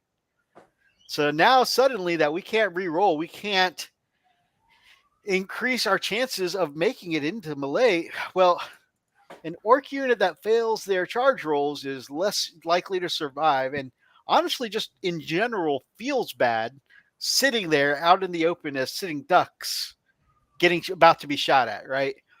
And yeah, so again, it's something that you're so used to that you kind of have that, you kind of know you have that ability that you can fall back on if you make mistakes or if you roll badly. So I'm really, gonna accidentally cheat so much in 10th edition because like everyone's gonna yell at me like, "Oh, here we go." I mean, just kidding. I'm not re-rolling. Like, hopefully you're gonna have to be like using, I'd say, some terrain to hide behind until you can get a bit closer. You better densely pack these tables, boys. Definitely gonna have to change the way you, decide how to play your army. But what if my tactics were re-rolling the dice? Like that's like 50% of my game plan is like the number of long bombs that I have put people through, like because it feels good. Because it's like, what's the worst that can happen? I roll it again. The number of times that you've strategized around, it's a 10 or 11-inch charge, but I got to re-roll. I think I'm okay. Like, that's it. It's like, it just made what seemed like very unlikely plays more viable, Anything less than 6 inches was guaranteed to be a charge, like a successful charge. Almost like you have to like really have your dice hate you that day to not make a 6-inch charge. Like that's how like consistent our charges were. That is the worst for any melee army, is you accidentally roll snake eyes on a charge roll, and now you're just sitting. You're like, that was only a 4-inch charge. Oh no! I rolled a 2 and a 1, and then I rolled a 1 and a 2. Elstonation says, "You're just gonna have to be better," is what I'm told by people I don't like. The get good strategies. Yeah, but then people even cheat in like big tournaments and stuff, don't they? Oh yeah. I had read an article where somebody at a tournament was found where they would be moving their hands with the end of the tape measure around this end, and they were wearing like big, heavy, distracting rings, and the back of their tape measure would be sliding their model forward a little bit. Like they bring in a marching band just to distract you. Oh man! You look back from the band; they've got all 6s. Wait a minute. Yeah. You've got all 6s, and you're in engagement range, but you were behind that building. What the hell? I've had that moment before, like where it happened on a battle report that I was recording. And I was like, I hit up my buddy and I was like, bro, remember that argument we had where I was like, this didn't make sense? I got footage, bro. You math bad. You math real bad. And he's like, what do you mean? I sent him the clip and he's like, oh no, that's on me. Like, it's just like, he's like, I apparently was way off. Like, because you saw it, like, it wasn't intentional. Like, this was definitely not an intentional moment, but it was one of those, like, you whipped your thing a couple times and you're doing quick measures, but then you forget which model you were measuring from. And the guy in the back and the guy in the front are not the same 9 inches. Is that the evolution of the big-chested girl in the low top? No, that strategy is still valid and will always be valid. When I lived in North Carolina, one of the female friends in our group used to intentionally wear low cut shirts to Magic the Magic the Gathering tournaments we would have, because she said It'd help her play better. she's like, yeah, if they're not looking at their cards, or they're not going to remember half their abilities. Like, I'm like, fair play. And that's why now we have a bunch of obsessive card shufflers. They're just like, they're just nervous. People think that it's a strategy. Nope, it's nerves.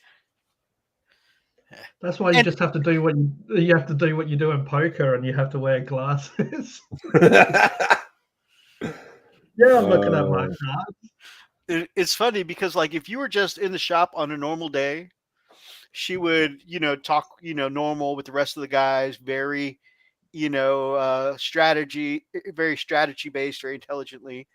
But whenever she would be at tournaments, there'd be a lot of people who wouldn't normally be at the shop, just intentionally coming for the prize or whatever that day at the tournament. And so when she would be playing against people that she didn't know at the tournament, she would be like, oh, what does this card do again? I don't understand. Like, this sounds like downplay. Maya from fucking Yu-Gi-Oh. And are you living in an anime mythos? It's like, this is what we're finding out now. Except wait, which one was Maya? She was the one that perfumed all of her cards. She always the blonde lady. Yep, the blonde chick that Joey fell for. Like, I mean, I don't blame Joey. I don't blame him either.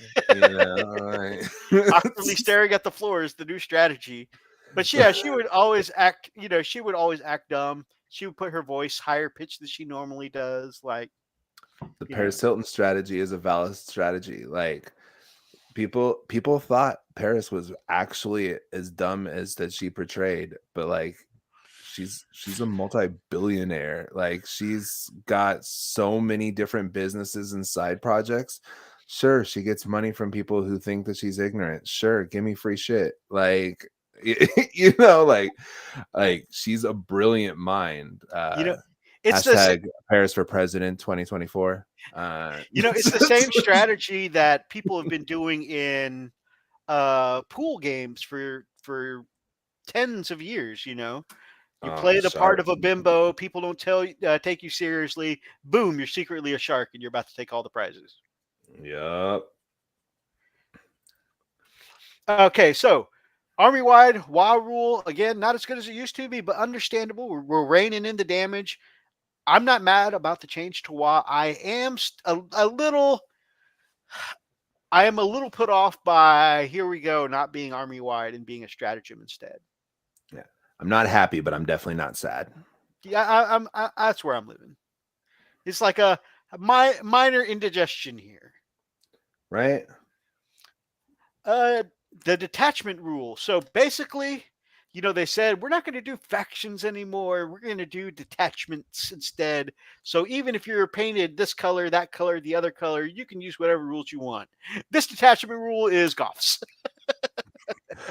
Which makes me laugh so hard, because it's like, is that really what they're planning on doing with 10th? Is like, instead of clans, you're going to have detachment rules? Like, I mean, that's what they previewed with Marines, where they're like, and I think with Marines, and probably it's going to be applicable here, because, like, it is a feels bad for, and I take fists because I have several friends that play fists, that they've been the worst of the worst of the worst of Space Marines for so many years, except for this odd loophole in, like, one of the campaigns in 8th edition, where Imperial Fists were, like, temporarily amazing, because, like, oh, if you use the stratagem in this formation, any bolters that you get 6s on are mortal wounds. It's like, what? Which I feel like they should bring back that a little bit and just do like they do with some other armies and cap the mortal wounds. Because Imperial Fists have been so bad for so long. But yeah, but that's kind of the point, though. It's like Iron Hands, every edition, always good. Salamanders, every edition, they meet expectations.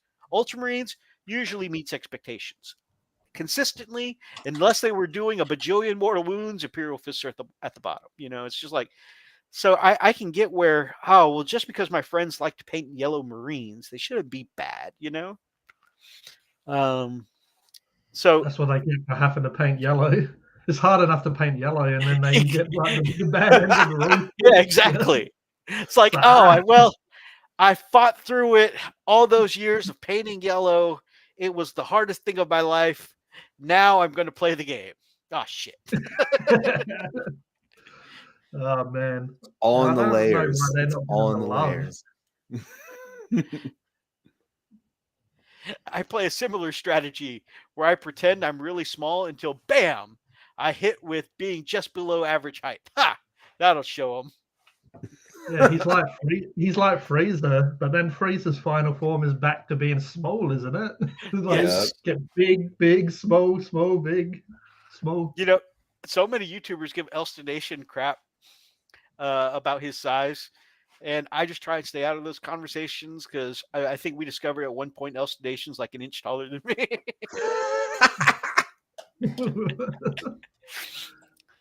I mean, in some of our old battle report thumbnails where it's like me and Freak standing next to each other, you can tell. But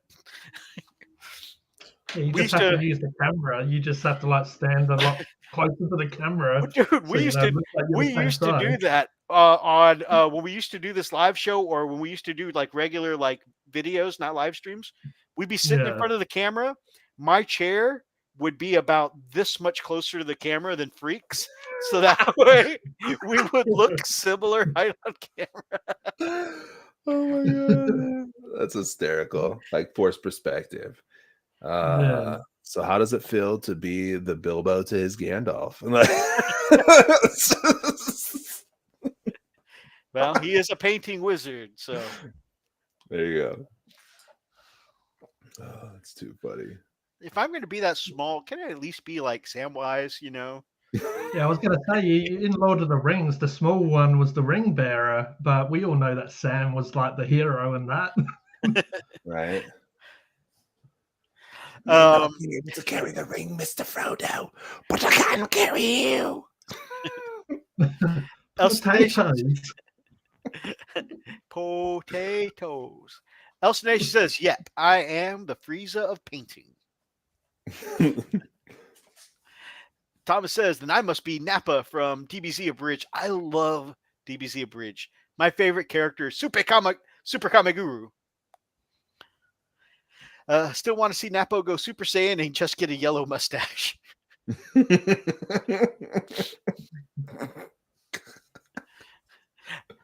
But, like all the Saiyan's hair is like constantly, it's so much energy. The hair is flowing up. Floating up. So, yeah, just the mustache would just be constantly floating up. Like a you can't see anything because it keeps He goes like this because he needs to see. It's, it's in his eyes. Just pulling it aside. Oh, man. Okay, back to the spotlight. So easily distracted. Okay, unit spotlight. Get stuck in. We just mentioned that's the Goth ability. Sustained hits on 6s. You're going to get extra hits. Nice, simple, easy. Love my Goths. Then we got the Snagga Boys. I have to say, a lot of people, especially, and not that I'm going to make a thing about it because I don't mean to step on anyone's toes, but anytime I say this, I feel like I always step on somebody's toes. A lot of people prefer the classic boys, but as a man of the new age who just came into Orks in 8th edition, I freaking love the Snagga Boys. Like, same. They are my favorite. Like,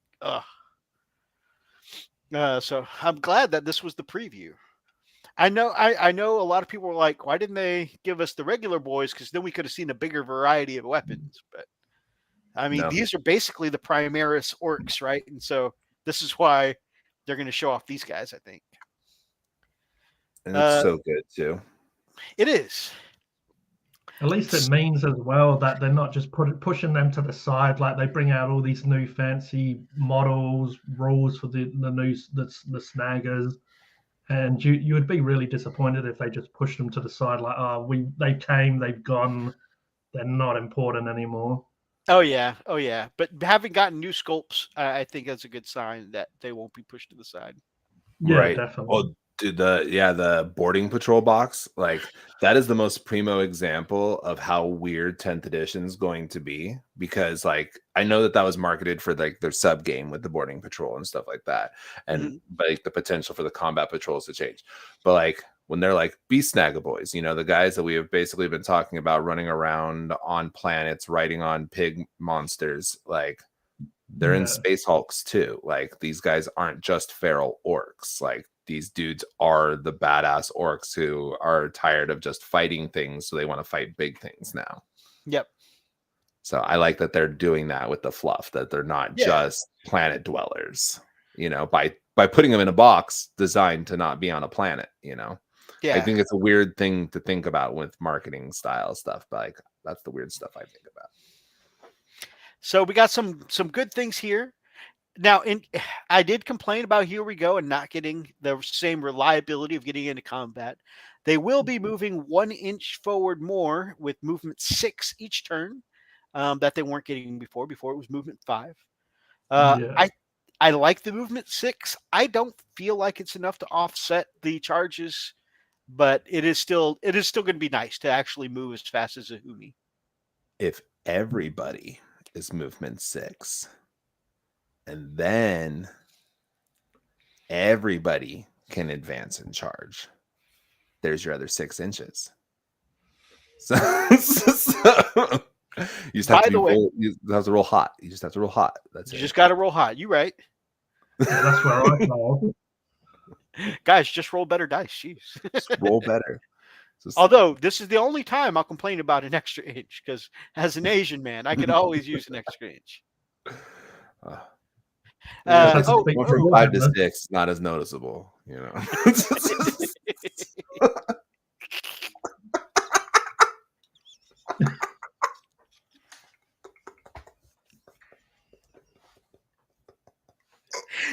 It's always the quiet ones that just like everybody got quiet there for a second, and then you just put that one there. Just caught me off guard. Just leave it on the shelf. Oh man. Elsa Nation says he might do Super Saiyan Orcs now. That would be incredible.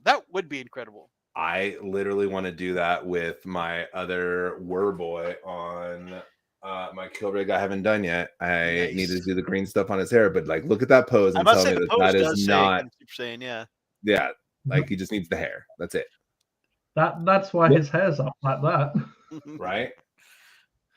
See? That's when he goes into Super Saiyan mode, it just flies up. See? The Snaggaboys, they're just Super Saiyan Orcs. That's all it is.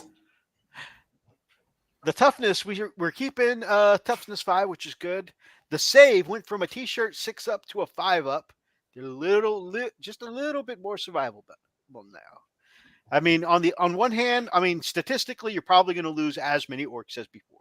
A 5 up save is still not an easy save to make, but it does feel nice to not have it just be an auto loss whenever somebody has AP1. That's exactly what I was about to say. Is like that the fact that AP1 doesn't mean pick up my models. Exactly. That's beautiful. And if that's army wide, we put on a blazer over that t-shirt. I'm just imagining these wild tribal grassland orcs, but still wearing blazers. They're wearing, they've got like some of them are like no shoes, like Tom Sawyer, but they've still got the blazer on. Right.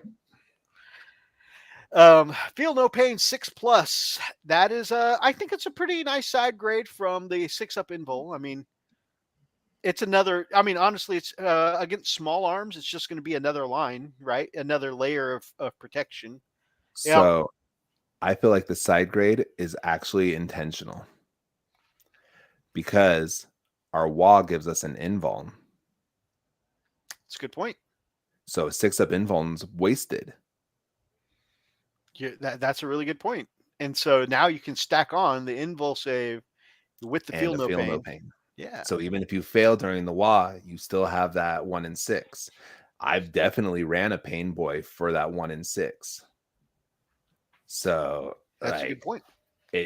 that's just my logic with it. I It's a weird side grade, but if there's a lot of stuff that gives us invulns, like technically you can put this, we'll get to them in a minute. You can stack these boys with Gaz. right. And so, you know, if you're having a squad of these boys with Gaz, like if you're throwing, you could throw all those saves under Makari or Gaz instead with those invulns, you know. These boys are instantly now surviving anything that's happening to them. I would like to see if you put a pain boy or pain boss with them, if that 6-up goes down to a 5-up, which would be even better. That's what I'm hoping for as well, because like the pain boss is good, but it's not great, but it's better for Snagas than a pain boy is, because he's like a movement 7, which would be 8 now if he goes up an inch too, which would be basically like almost motorcycle speed. Like I'm super excited to see what those speeds become. Oh yeah, because there's a lot of 10 inches. So if those become like 11s or 12s, like, ooh, we'll be so fast.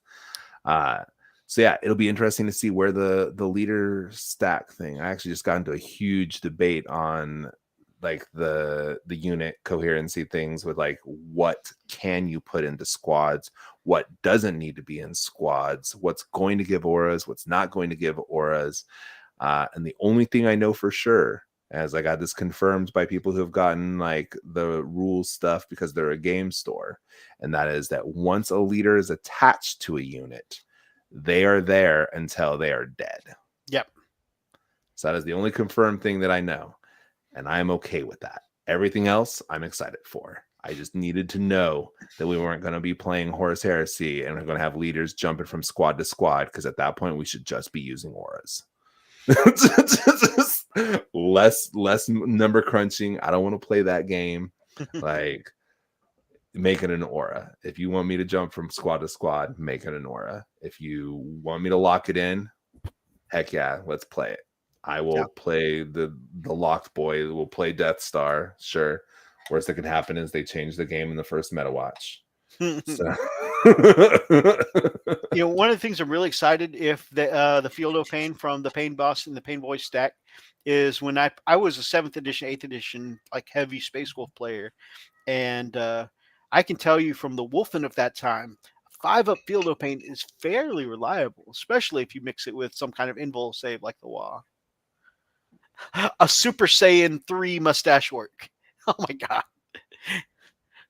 Is that when they go blue? No, I think Saiyan 3 is when they go super, super long hair. So like the mustache is just like flowing over his shoulders, I think. At that point, it's just basically boba boba boba boba. Boba boba boba boba boba. Oh my god, I hated that anime. So another thing, they did keep their Monster Hunter rule here, so you get the re-roll against vehicles and monsters, which is nice. And I forget it every time I use them. So it's a side grade as well. So it's +1 to hit right now against monsters and vehicles. Right.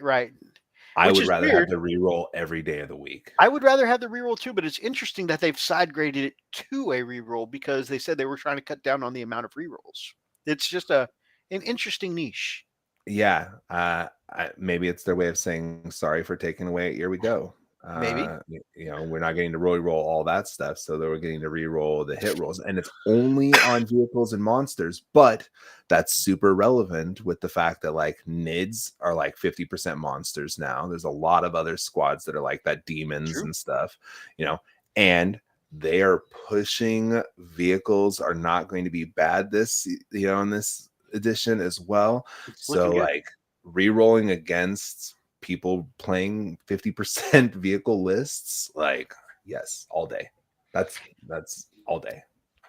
Next we have here, which is I think probably my favorite thing from this preview. In a world where everything is losing AP, Choppas are keeping AP 1, baby. Hell yeah. I'm stoked for that. As long as we're not paying out the yin for it. Like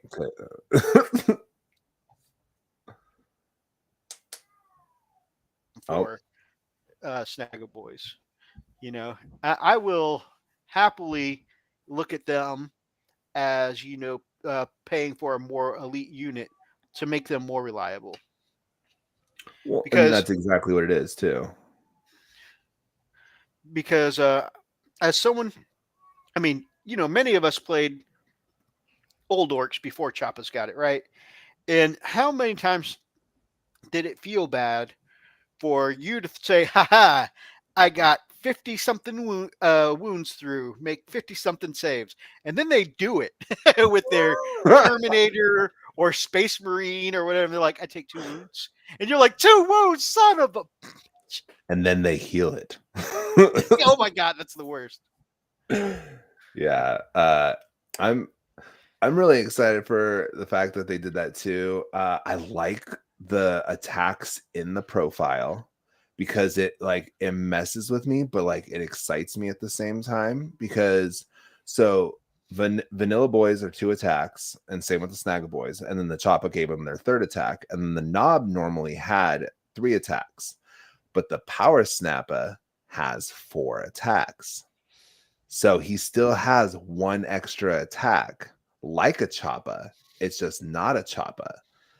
And I've always liked the Snaggle Boys as well, because in the world where we were paying, 80 points for a squad of boys, 90 with the Power Claw, paying 10 more points for that invuln, for the strength 5 instead of strength 4 that boys have, paying for that +1 to hit monsters and vehicles, if this is the same thing where we're paying literally 1 point a model more for Beast Snaggas over regular boys, I'm all for it. Whatever the profile for the boys has on it, I don't even care if it's just literally just Choppa, Slugga, Rocket, Big Shooter, Knob, done. That's all the options you get. I don't even care, because I would totally pay that. Now, with survivability, 2 points a model. Yeah, if it's 2 points, that's questionable, because I pay 105 because I do the thump gun. I like the thump gun. It's a garbage gun, and I will put it on everything. I have 40 Snaggle Boys. Every single squad of 10 has a thump gun. Oh Both my beast bosses have a thump gun. My knobs would have a thump gun if I could. It's just it's such a bad gun. I love everything about it, especially because it's an assault weapon, so it can advance and shoot. If you're rolling dice, it's a good day to be an orc. So even if it doesn't, lost it. Did it still? Yeah, it lost it. It's a blast gun now. A blast is even better though. Yeah, because then, it's still D3, and then it's at this point here's the thing. So it's D3. Normally would cap out at 3 shots if they have was it 15 models or 10 models? Yeah, 10 models. If they had 10 or more models, it would cap out at 3 shots. But now, if they run a blob of 10 models, it's 2 extra shots. Mm-hmm. So that is 3 to 5 shots off a thump gun. Yeah, even just a standard 5-man squad is still getting a caps out at 4. Right. Then I'm all for that game. That is so good. And yeah, I'm wondering again what they're going to make us pay for the war gear, because the big thing is with 9th edition, it was definitely pushing towards the points, but everything released was based on PL, the points level stuff, and then they figured out the points to compensate for it afterwards, which is why we paid for Choppas in the beginning of 9th, and then it went away, and then blah blah blah blah blah. But I don't know if they're going to, since it's all points now, there will no longer be power levels. It'll all be in the point system if they've already figured all that out, or if we are going to pay the sin tax for having, that AP -1 on a world where AP -1 doesn't exist as often. It's fair. I think, like I said, I would be willing to pay more, but you're right. It does depend how much more. Something else I didn't catch. So it says faction WAAAAAGH. I didn't catch that. So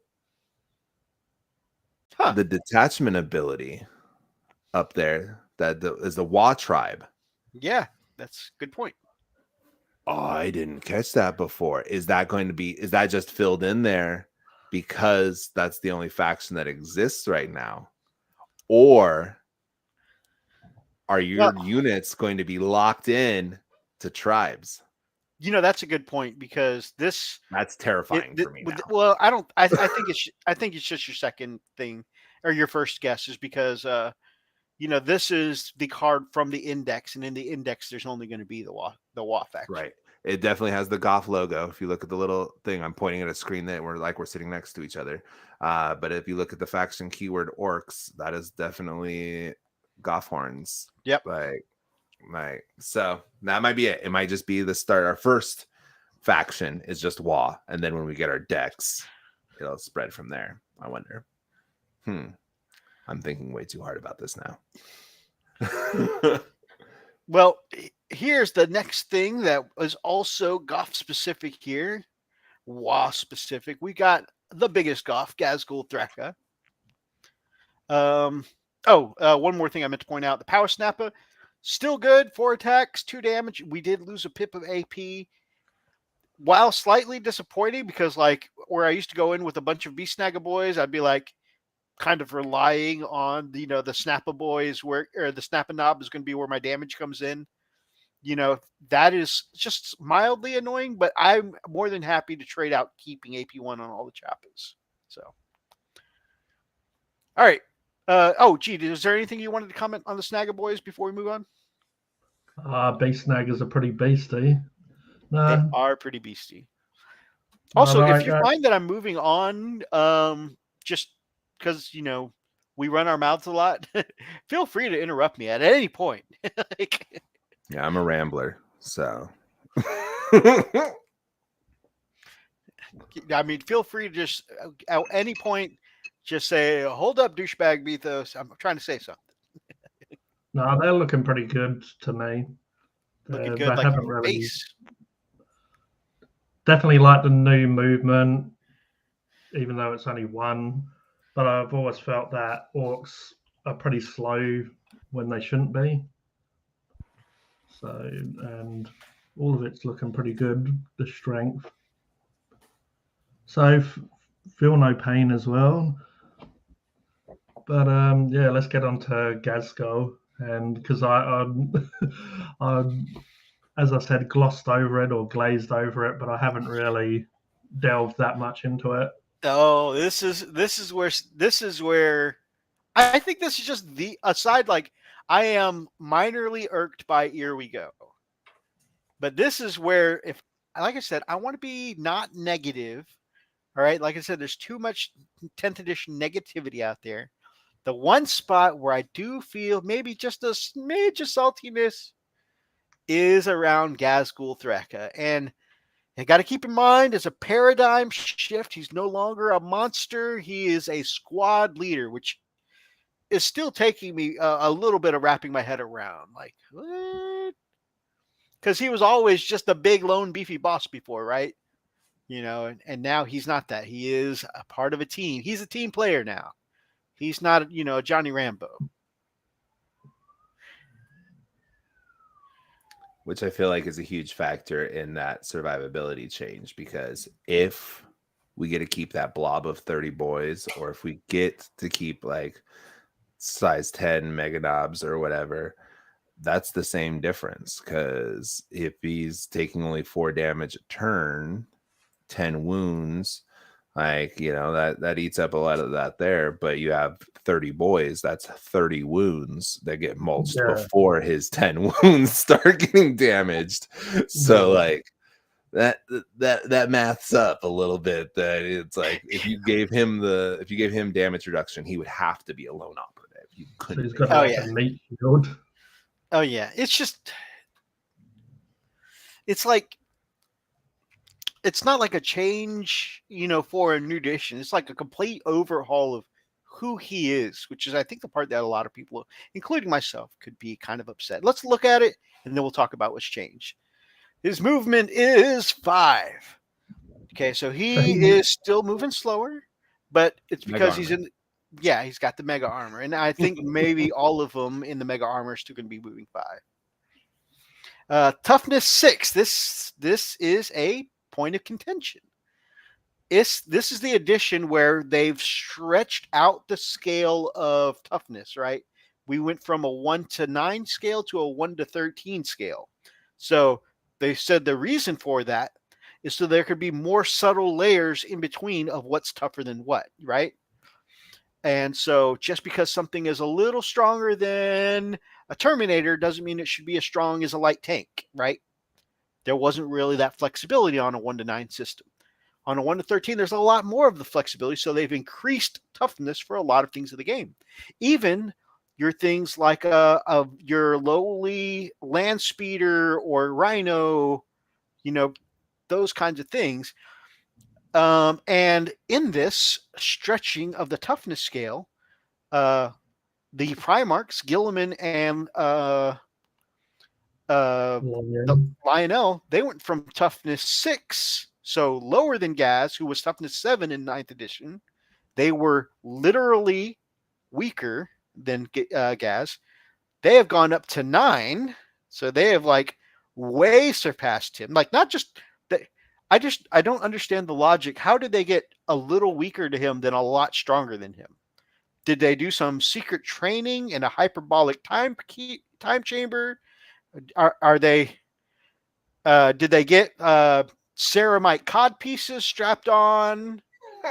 Are they just dead hard from seeing each other work out, and that extra stiff rod is adding to their toughness? I don't understand how they went up and Gaz went down. Or maybe it's Gaz. Maybe did he get weaker somehow?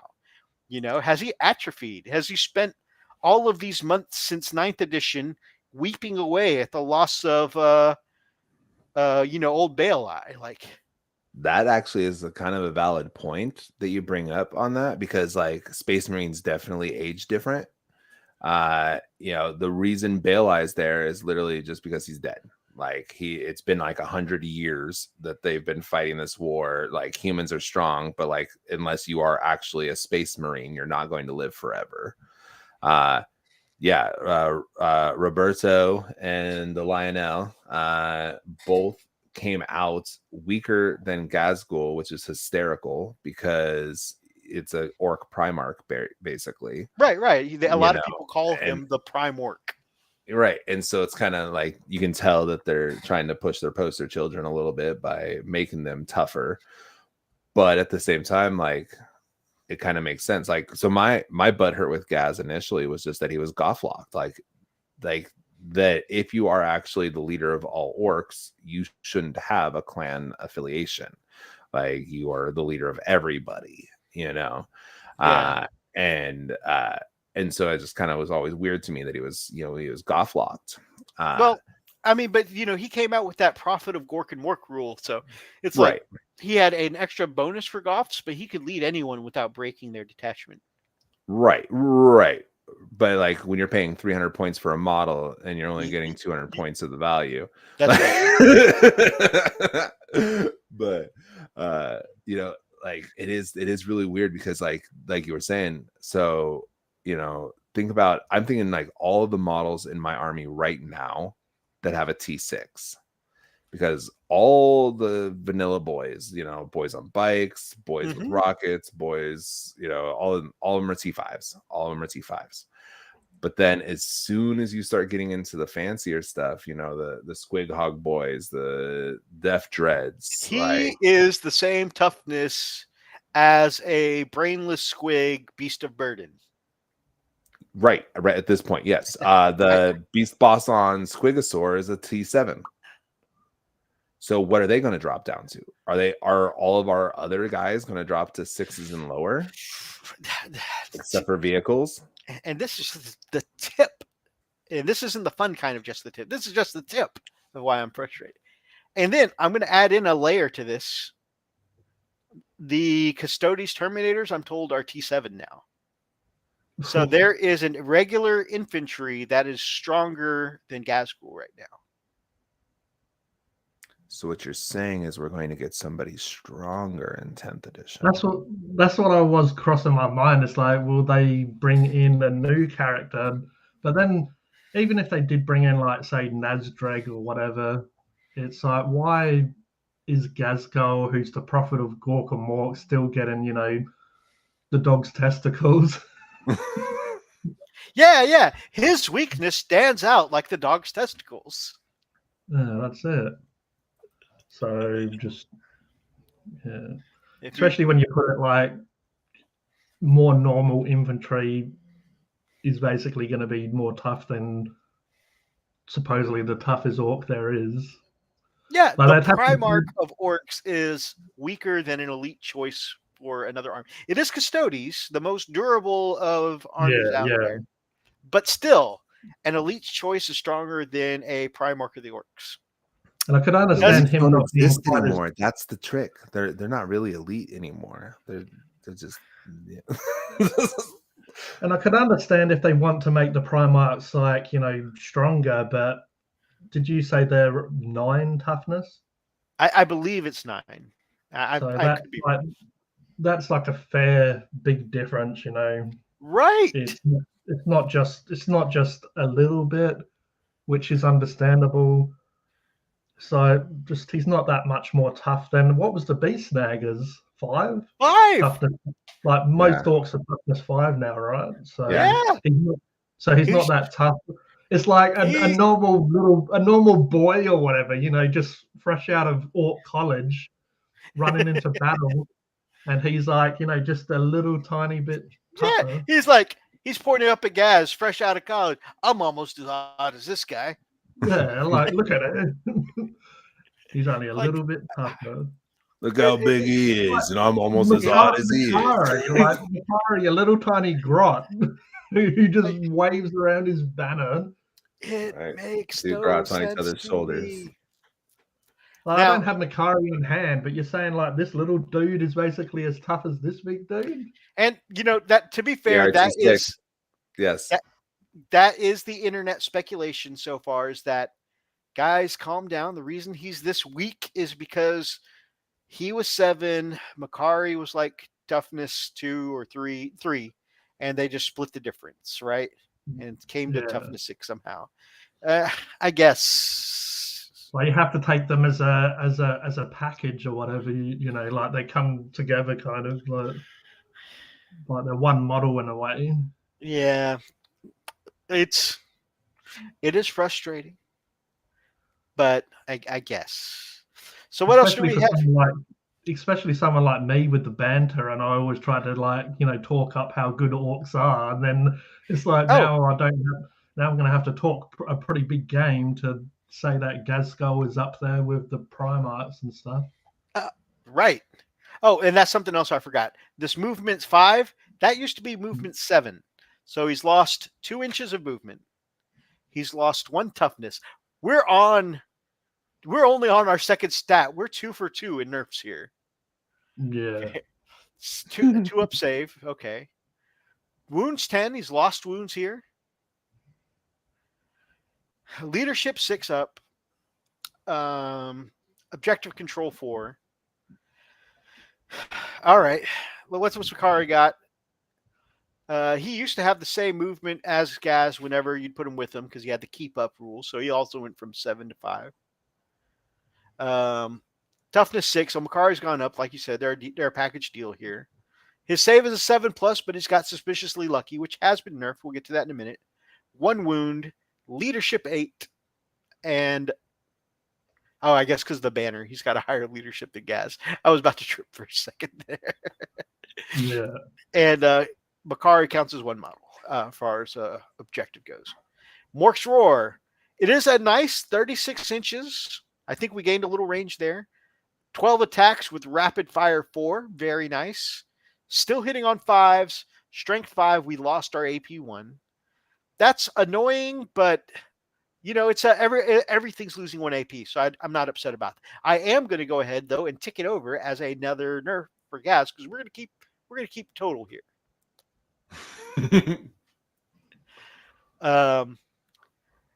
Gork's Claw. We've got hits on 2s. That's usual. 6 attacks. So now it's no longer it no longer changes with the wounds he takes. You used to have the Hulk matter he gets, stronger he gets, right? So I think you could go up to a max of 7 attacks before. It's just 6 now. Strength 14, AP 3, 4 damage. That's still the same. Very nice. Like it, love it. Makari Stava got devastating wounds. So on 6s, you still get the mortal wounds. Very nice. It is only 1 swing now. Wasn't it like 3 swings before? 2 swings? Something like that. I think it was 2 swings before. I don't play Goffs. I can't tell you how many times that this little lucky knife used to actually blow up tanks and stuff like that. Because like Gaz or sometimes the beast the Squid Hog Boys or whatever would get a tank down to like 1 or 2 wounds, and then I would just be fishing for those 6s for the mortal wounds.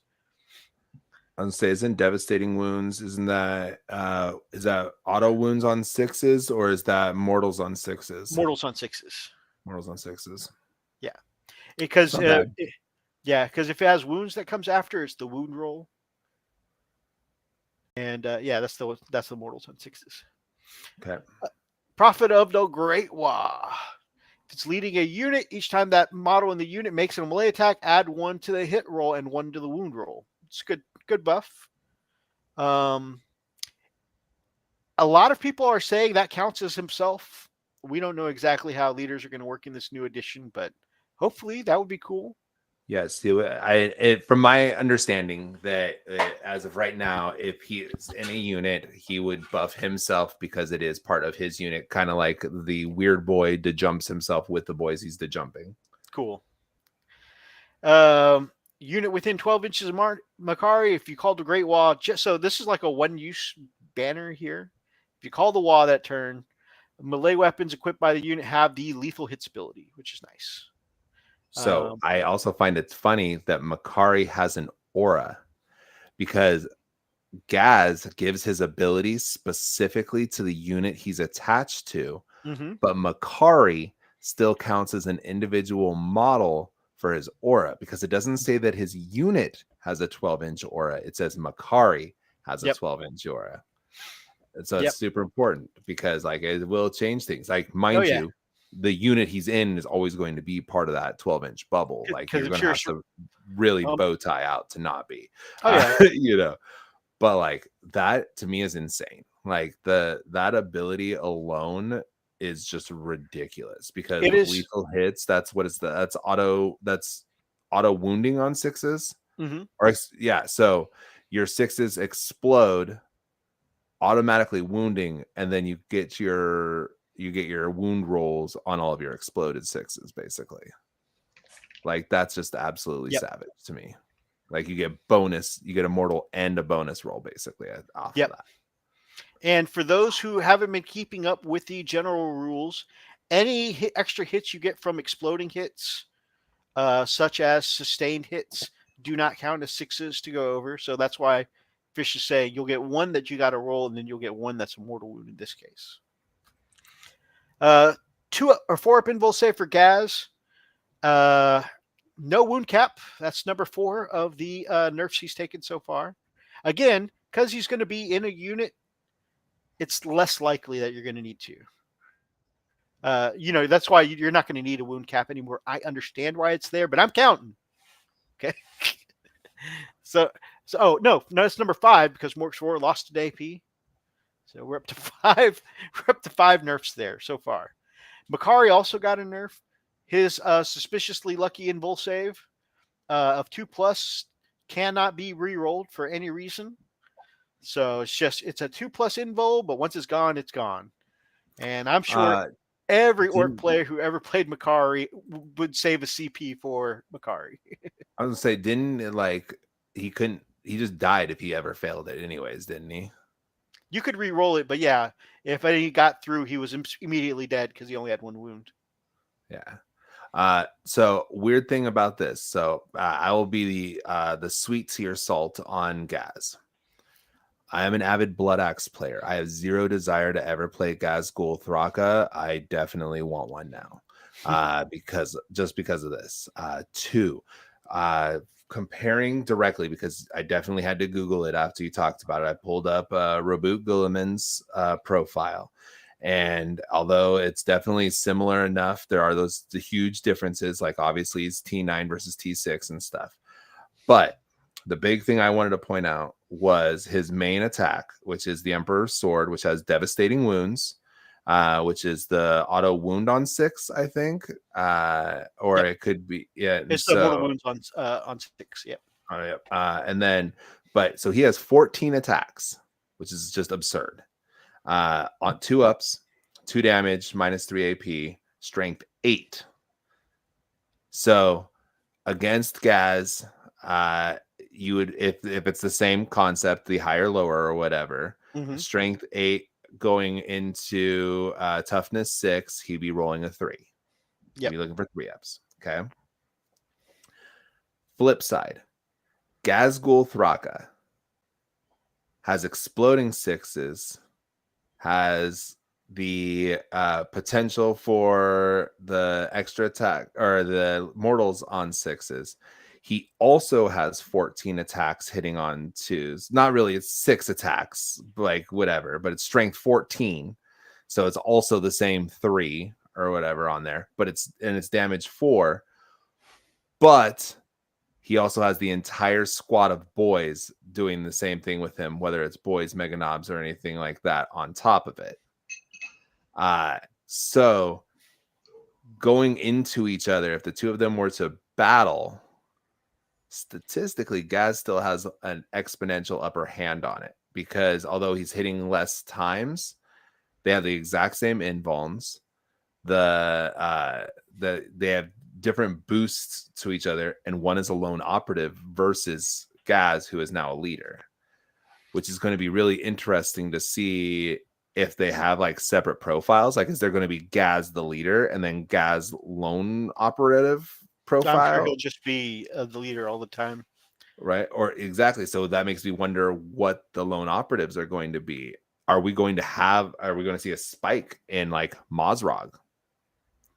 Because like that's different. Like, you know, and are they going to jump up because they fit a lot of these same ticker boxes? They're both on 80 mil bases, you know. So those things, like those are the things. The thing with Gaz is that it's not terrible, it's not great, but as somebody who has never wanted to play Goths ever, for the first time ever, I kind of want a Gazgul. So I will give them their little tiny point in their favor from me, that they're at least having me look at a model that I literally never cared about whatsoever. I found it annoying. I was actually never going to play it solely based on the fact of how butthurt I was that he was the only way you could get the Great Wall, and that was the only way that Speed Wall was good. so yeah. I totally get that, and I would probably I might feel different if I wasn't a Goths player, but I'm like, you're only missing the one rule, you know, right, from his 9th edition sheet. Like, he still would have done all the other things right for a Blood Axe in 9th edition, but I get what you mean. Right, and that's all it basically broke down to, is that well, and then also at the start, until we got Orks, he was also in a Supreme Command detachment or whatever for me to take him, and I wasn't paying the 3 CP for a 300 point model that doesn't give me all of his perks. Fair. Arks of Omen has been a lot more forgiving. These last 6 months have made me a lot more forgiving. But Roxas, good to see you, brother. Have a great night at work, and I appreciate you stopping in. So yeah, and like I said, it's a good profile. I don't hate it. I just feel like this almost should have been a different character. This should not have been Gaz. It's like it's like you had The Rock playing a character in a show you really liked, and then the sequel comes out, right? And the same character is now being played by Kevin Hart. Kevin Hart, right? It's like don't make him The Rock's character. That's a different person, right? The person that we had before was stronger than a Primarch, stronger than a freaking Terminator, And this other person, while it's a good profile, it's not Gaz because Gaz is not weaker than a single Terminator. You know what I'm saying? Like the squad leader Gaz is a great Gaz. It's a good sheet. It's not Gaz Gulthraka though. Gaz Gulthraka wasn't a squad leader. He was a big monster running amok. Like that's what it is for me. It's like I like the sheet. I like the character sheet. It's the wrong guy, but I like the sheet. No, like it would just make Snickrot or other characters would more suit being a leader, really, like having the squad with them. Yeah, exactly. I'm so terrified for all the named characters that we have with all this stuff coming up, because it's like we did just get Snickrot, so I know they're going to push for it. Like, but is he going to be a lone operative or is he going to be a leader? Like, that's the most important question I have about everything, is just what are going to have that lone operative keyword and what are going to have lone operatives. You can't even shoot them unless you're within 12 inches. And I want to know why isn't Gaz a lone operative? Like, if you see a bunch of boys, right, who are a little bit bigger than a Space Marine, and then you see a 20-foot tall freaking wrecking ball machine with the big orc head named Gaz, why can't I shoot him because he's surrounded by a bunch of little boys? Like, I can see him. I know that one is Gaz. Nah, bro, he's part of the squad. You can't tell in the chaos of battle. He's right there. He's the guy 3 times everybody else's size. Putting him in front of it. You didn't realize that he's like literally got like some boy chuck. He's got like 2 orcs just biting on the opposite end of chains, and he's just swinging them around, deflecting bullets. Because when he walks around, he's always ducking. He's like crouched down, holding a boy in front of him. I want to see somebody sculpt or convert or kit bash, whatever, a Gazgul, but like he's got boys tied to his body armor. Like straps at like TNT, but they're just boys body armor. Wearing the boys for protection. All right. See, that'd be so good. That's the real Mark's roar. That's why you lost your AP, is it's not really his gun anymore. He just has the guy strapped. Hey lads, that guy over there.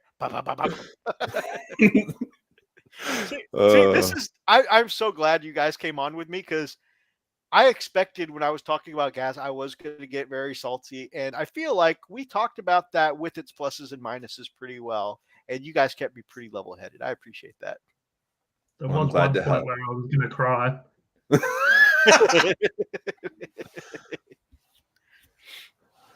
Glad I could keep it lighthearted because it didn't matter to me.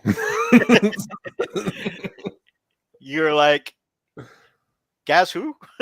I've never heard of her. Yeah, I just heard him get excited when mentioned Snickrot. Yeah, see? It lights up. I have a second metal one. that is something that we haven't been mentioning. So I think they talked about how he would be able to take mega knobs. We've been talking about, what it would be like if you were surrounded by 30 boys. We don't even know if he can take boys. We know he can take mega knobs. Same thing where I was wondering about the beast nagas. I was like, am I going to have to get a beast boss to be able to take these guys? Can I put in a foot boss? Can I put in, can I take gas? That'd be with a it? hell of a way to get people to buy the Beast Boss, because the Beast Boss on the Squigosaur is so good. I literally don't know anyone who has ran one. Like, I know a bunch of people that love it for the art, like, like G, like him putting that extra effort into all the pelts and stuff. Like, Yeah. I've heard tons of people talk like that.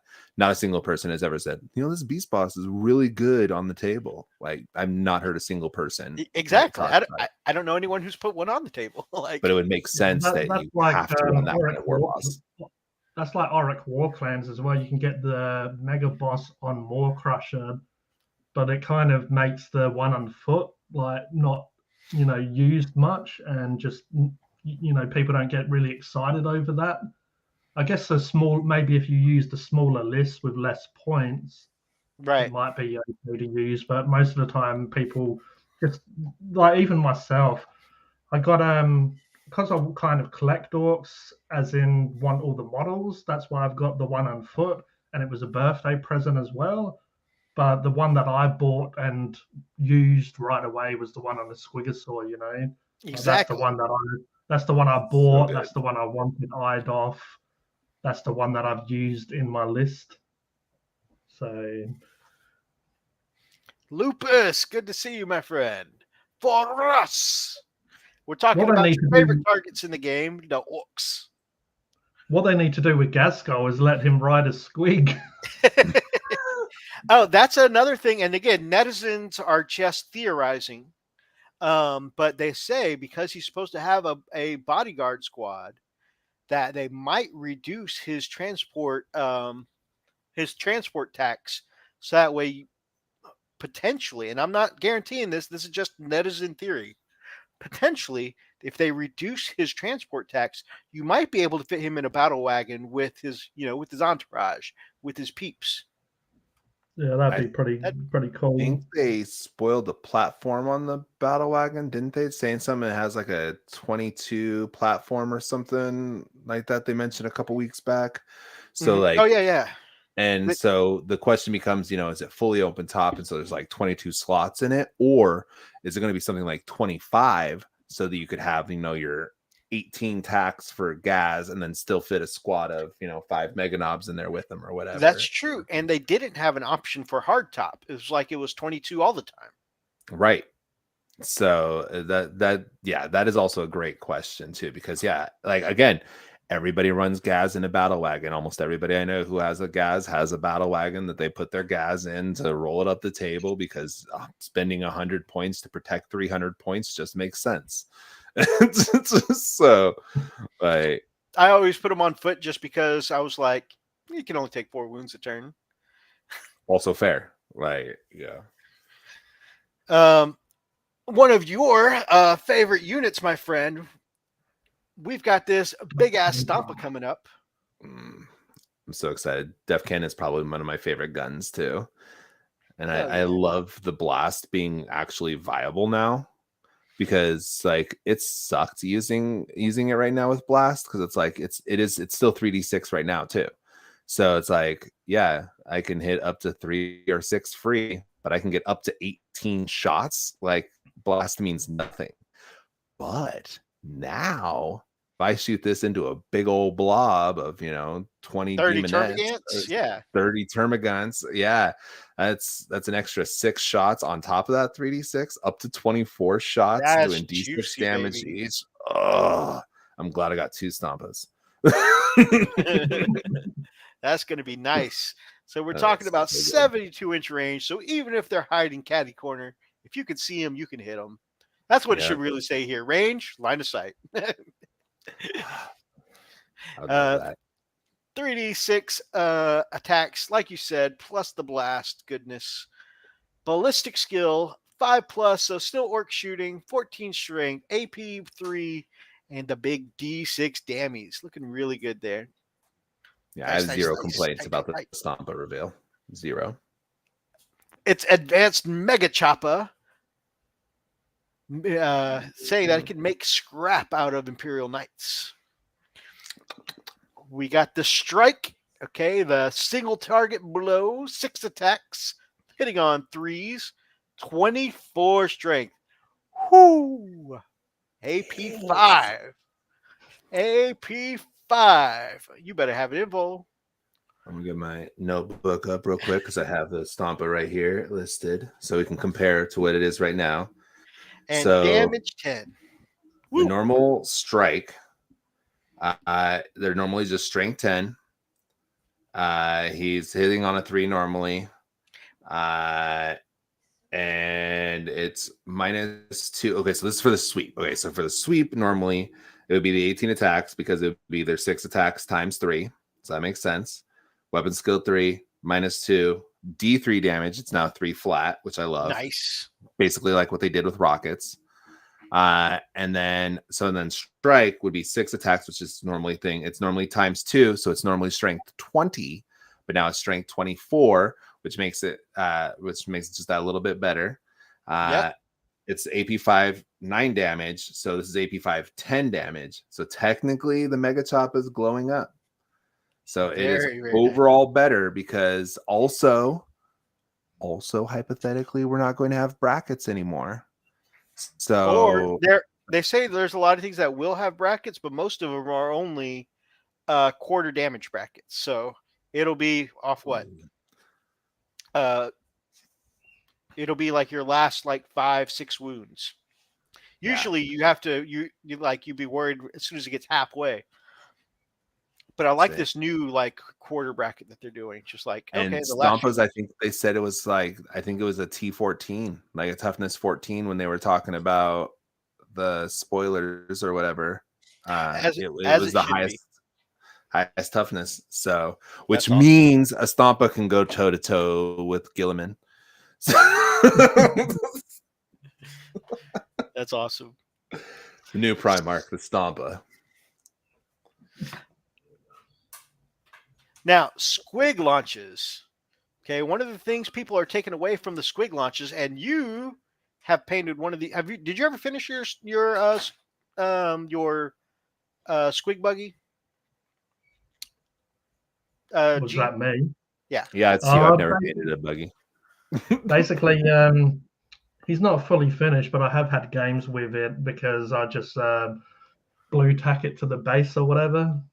Okay. And yeah, so it's pretty close to being actually completed, but yeah, kind of put it to the side to do these beast snaggers. I got you. But yeah. So it's D6 plus 6 attacks now. So a lot of people think that's a combined profile from the Squig Launcher and Heavy Squig Launcher. That's why it's Squig Launchas. So it's not different profiles now. It looks like it's all together. It is blast, so you're getting a maximum of 12 plus whatever your blast is. So yeah, that could be really tasty. Yeah, I did find them super fun to do. It would have been cool to do, when they spammed them for a while, but I'm not really one just to, run out and buy models just to chase meta and stuff. But the one that I've used has been enjoyable for sure in games. Nice. This is a really fun combination here. So indirect fire, the way it works in 9th edition is if you can't see your target, you get a -1 to hit, and your opponent gets +1 armor save.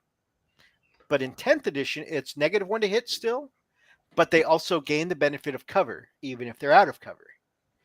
Well, this one has the indirect fire and ignores cover, so they'll never get that extra armor from you shooting indirectly, which is really cool. Yeah, so it's blast. That's so good. It's blast. You're getting extra hits. You're ignoring cover, and you can shoot indirectly. Now, the -1 does suck because you'll be going from hitting on 5s to hitting on 6s. So it will be massively better. Shooting. Huh? That's just Orks shooting. We're used to 6s. Yeah, exactly. But it will definitely behoove you if you can use that, the movement of the buggy to get line of sight on whatever you're shooting. It'll be even better. He's so good. One of my favorite all-time stratagems, Orks is never beaten. Before it was just characters, it's still a whopping 2 CP. Fight phase. Target 1 Ork unit from your army. That's all. Doesn't say anything about characters. Not a unit with the character, just 1 Ork unit. So, I mean, theoretically, this could be your big-ass Dread, your Stompa. If they didn't get to fight yet, you get to fight. That is awesome. So it's like, oh, okay. You came in with, your Malay unit and may have gotten the last couple wounds off my Stompa, but he's about to swing before he goes down. Right. That would be awesome. The big one with this is Gaz.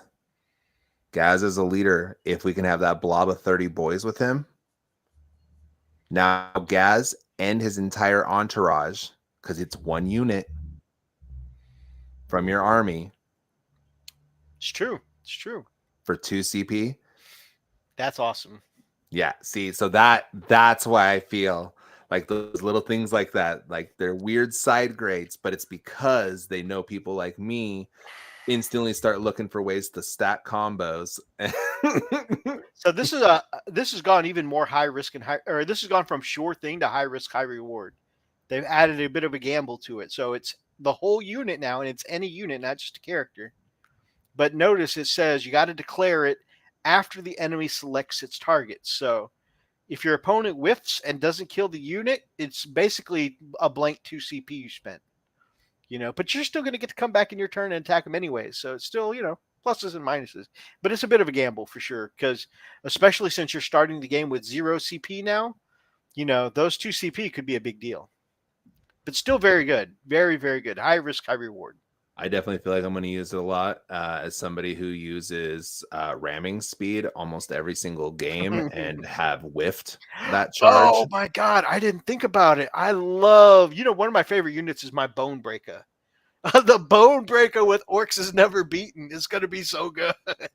So good. I'm going to just ram it right in there and then boom. Oh, you're going to kill it? Sucks to suck. And as we kind of alluded to before, here we go is a stratagem now. Start of your movement phase, 1 Orks unit, and this no longer reroll charges. It is like for what Here We Go is, it is a buff. The fact that you can only use it at the cost of a CP where it was free before and on only 1 unit, that is the drawback. But for what it is, it's good. 2 inches to advance and 2 inches to charge rolls. That's huge, especially if you combine that with WAAAAAGH. So you're getting the 2 plus 2 in the same go. It's going to be so good. That's an extra 4 inches to make your charge, and I could do a lot with that extra charge distance. See, I was going to say the number of times that I've thrown squig hide tires on like a kill rig, or that I've thrown Stompomatic pistons on a Death Dread. For literally that exact reason, that little bit of an extra buff. I'm not a fan of Here We Go becoming a strat instead of just getting the reroll. But that 2 and 2 is going to be huge, because the fact that you're going to have just that maneuverability. Because if we have those things that still move like 10, like with buggies or like the squig riders and stuff like that, bikers, all of them, huge, especially now that all of them meet the requirements for the advance and charge during the WAAAAAGH now. So, you're having a foot of movement on top of the extra couple inches plus your charge. Like, a kill rig right now with squig hide tires, in a perfect world, because it's a character, it could get the advance in charge with what was right now. So it's naturally a 12-inch movement. It gets +1 for the squig hide tires. It gets +2 for the advance because of the squig hide tires. So it could get up to a 6-inch advance, which means up to an 8-inch advance, which means it's 21 inches before it's even charged. Whew. And then it gets up to that 12 inches, but it's a vehicle, so you can also do ramming speed, which means you can get up to 18 inches. Which means you're looking at a 39-inch movement on a table that caps at 44. Because most people don't go the full 60 side to side. It's usually those weird cattywampus things, So that +2 for one thing. I'm not a fan that you have to pick one specific thing to do it. Oh, the G drop. Yes. This is when we found out his phone died or something like that. Whatever he was connected to died. That was what that beeping noise was. He's like, fish is on a rant again. I'm out. But yeah, I'm not happy about Here We Go, but with all the other stuff, I accept it. And again, I have that weird standpoint because ninth is all I know. I Right, don't right, right. really know anything else from it. So going from rules bloat to whatever this is, I understand it. I'm not happy about all the things, but I understand it. And if I can get my buddy who doesn't play anymore to play again, because it no longer has those rule bloat, because that's where his big struggle was. He absolutely is an amazing hobbyist and stuff. He just cannot comprehend all of the interactions that work with all the little things because it's just so much. Like if I didn't get the data cards with the Snag-a-box, I probably would never have gotten my head wrapped around strategies. Like I will organize my stratagems before matches to know what I can use. Like, you know, I will pull out my psychic powers. I will pull out my things that I know. If I don't have any vehicles, I don't need Kareen, you know, and stuff like, and because there's a lot of times where you get those little gotchas. If I'm not running Mega Knobs, there's one strat for Mega Knobs. If I'm not running them, I don't need that card, you know? And so that deck of cards being useless now in essence, because we're only going to have 10 strats plus a handful of maybe some codex strats, you know, which are, to me, it all sounds are all going to be detachment based, kind of like, because that Here We Go sounds like it's a WAAAAAGH detachment strat. Yeah. So, you know, what's going to be the other ones? You know, like we're going to get a WAAAAAGH, then there's going to be the Speed WAAAAAGH tribe, then they're going to be the Squig WAAAAAGH tribe and the Dread WAAAAAGH tribe. You know, like what flavors are we going to get and what can they do? That's a good question. Those are all good questions. So that is our orc faction focus. G, what are your closing thoughts? I think we had a good bit of insight there from our brother Fish. Yeah, obviously Fish is like really good with the list building and just knowing the rules really well. Has made some really good points. As I said, I was building. It's like I might just continue with the beast snaggers, but I am keen to get a sort of goth list going just to try out the war boss and mega armor. It's like I'll stick to the list or the idea that I wanted, but who knows? As I was mentioning as well, it's like until we get the full rules, like a codex and stuff like that, like it showed a fair bit, but also it leaves us wondering so much more as well. Absolutely.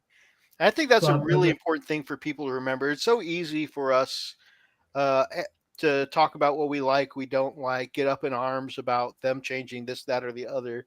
But you're absolutely right. With all of these faction focuses, no matter which faction you're rooting for, it's always good to remember that, you know, until everything comes out, we don't have the full story. So it's like with Gazskull, like we was all saying, there's some disappointing stuff in there, but also he's going to be playing different, so it's going to be interesting. Because Fish made a good point with having all those boys or whatever he may have with him. You have to take into consideration that's more wounds, that's more attacks. So it's a little bit disappointing in kind of like the lore or the fluff. You know, that Gazskull seems like he's weaker and he's not up there with the Primarchs now.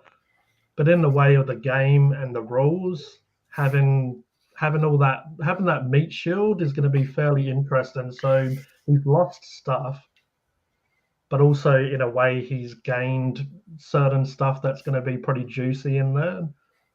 You know, because it's almost like you will have extra attacks, extra wounds if you want to look at it in that sense, that you can allocate like the wounds not directly to him.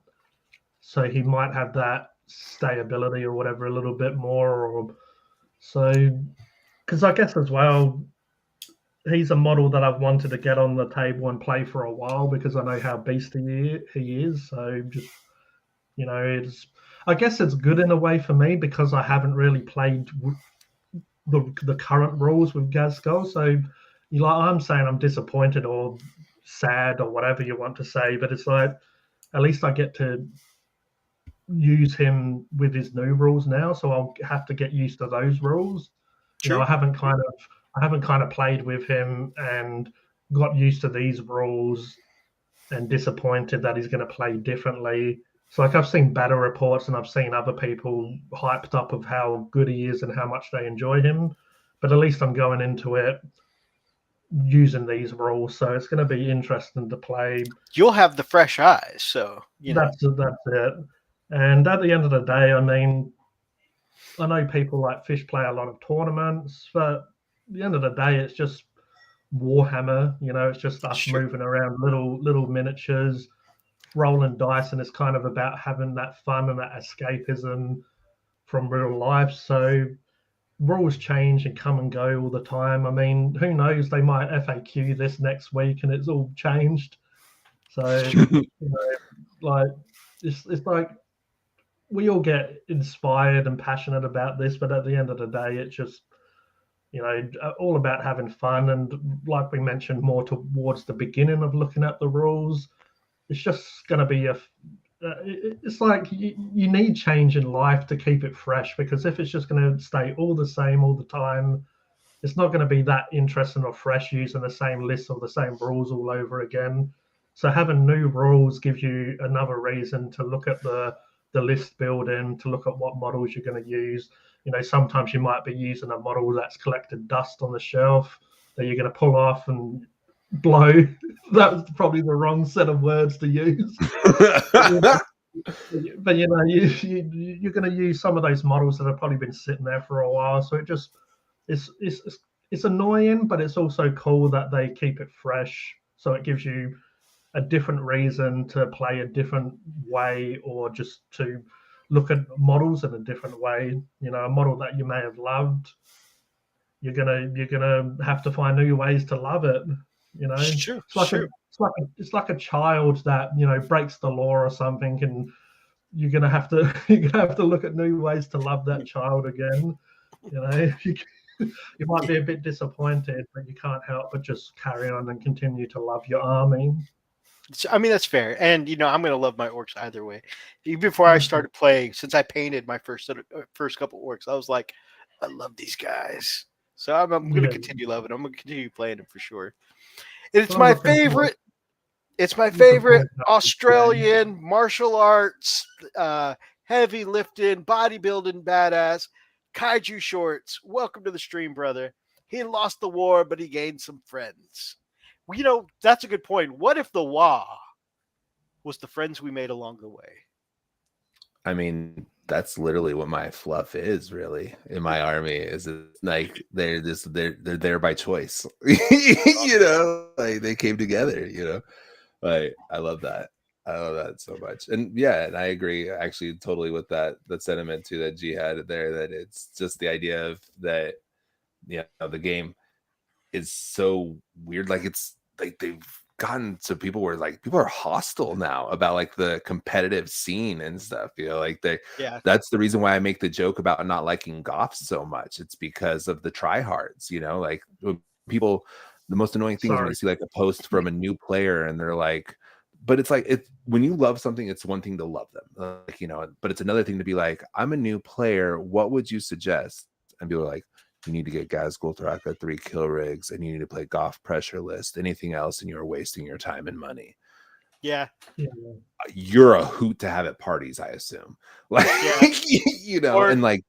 and there's that in every faction. There are people that are the strong heart that believe their things, and like I understand that. There's a reason why they have these cool models and stuff. You can play Sisters of Battle without playing Celestine. You can play Ultramarines without playing Guilliman. Like you can do that. These are viable. Is it fun to play with the cool toys? Yes. But sometimes they also have to change the cool toys to make it more accessible to everybody. Because if you want people to, again, with Gaz, people would play them in these other lists, but who played them most? Goths. Now you're going to have a whole side spectrum of people that are going to be looking at Gaz for the first time. And it's going to be a whole nother game because we don't know what could do. Like I've invested so much of my effort into the fallback and charge effects, to having truck boys that can do things. vehicles might have off ramps now, so truck boys may be worthless. Other than because everybody might be able to charge after popping out of vehicles for orcs. Like we might have a whole army that we've lost our chargers, but that's because everybody's in a truck and they're moving forward and advancing in their things and then popping out of a truck and like surprise, like we don't know until it all comes out. And that's true. And just like you're excited to play Gaz now that he's not locked, being that things aren't going to be locked to tribes anymore, I can't wait to actually paint up and play my Snickrot because I bought him not knowing that I couldn't play him in my Goths. And so he's just been sitting there for a while. And I'm like, oh, I can use him now. He's probably one of the funnest models ever. The only reason I don't run him more often is because I'm running more Snaggas at the moment. But like I have right now like 45 commandos that are just waiting for their day to be slapped with Snickrot and just swarm a table from the depths. Like that has been one of my goals from get-go. So it'll give me an excuse to break out and use more often my not overpriced, they're a fine, beautiful product. My very nice, well sculpted, but expensive crackhead commandos from Smeltcrow. Beautiful product. I will sing their praises. See? Full circle. We came full circle to the commandos. Like, I mean, I don't know if they're going to be as cool as a dude with a lead pipe popping out of a barrel. I don't know. Those are awesome. I love that. But we'll see. I don't know. I need more commandos always. Like that's really what I need is I just need them to make commandos battle line so that I can run 6 units of them. That's all I need. Like it'll be its own WAAAAAGH, like because that'll be its own thing. There'll be sneaky boys, like that'll be their tribe, the sneaky gets or whatever. It'll be like a clan, but not just like everything's going to take up slots, but they're not called slots anymore. Like that's the thing I'm annoyed with. I wanted to use commandos as well. Funny enough, I've got the resin ones, which I'd never really done too much with. I got Artel W's ones, which look really dope. They look really nice. So pretty. And then I've got the kill team with Krieg. So good. And then when I've got the border patrol, I got another squad of commandos. So it's like I've got a stupid amount that eventually I'm going to paint.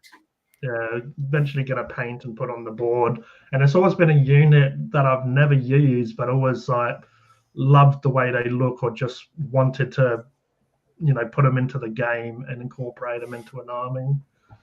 So for sure. I love them so much.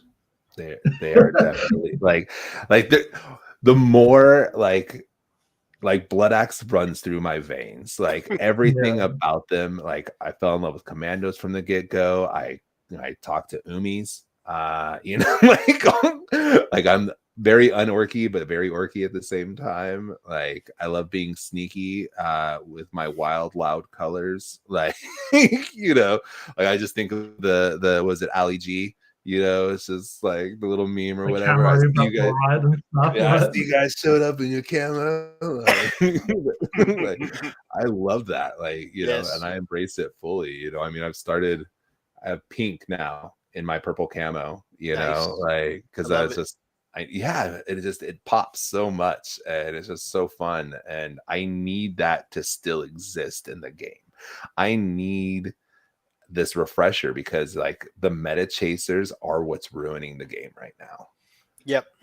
And of course, a lot of that also comes down to, I feel like meta chasers have always been there, because when I first got to this game, there wasn't so many people net listing, but if you weren't making a meta list, the sentiment at local shops was always, oh, you just don't know how to build a list. That's why you're not winning at the top tables or whatever. They're like, oh, because the sentiment was if you weren't using X, Y, and Z units, which is what net listing is nowadays, if you aren't using X, Y, and Z units, you're wasting your time. And it's just like, that's always been there and not talked about. But now that everybody can go online and access these same lists, it's so prevalent everywhere, Yeah, like people wanted me to do tournaments and stuff, and I don't feel as confident the game inside as much. But it's also like the top players in like Australia or in South Australia are the people that just pick up an army and they, chase the meta and then they drop them and sell them or whatever the next. It's like I've never really. I think as well, coming from playing it as a kid, and when you're a kid, you can't afford as much, so you kind of have to use what you can afford or what you have. I think that's kind of as well incorporates even into now that I could buy whatever I want and sell and whatever, but I appreciate the models I have. I put a lot of love into the models, so it's like I appreciated it that way, and I think that does come from me not being able to have the new biggest shiny model that's just been released because I couldn't afford it or I had to wait till a birthday or a special occasion to be able to afford it.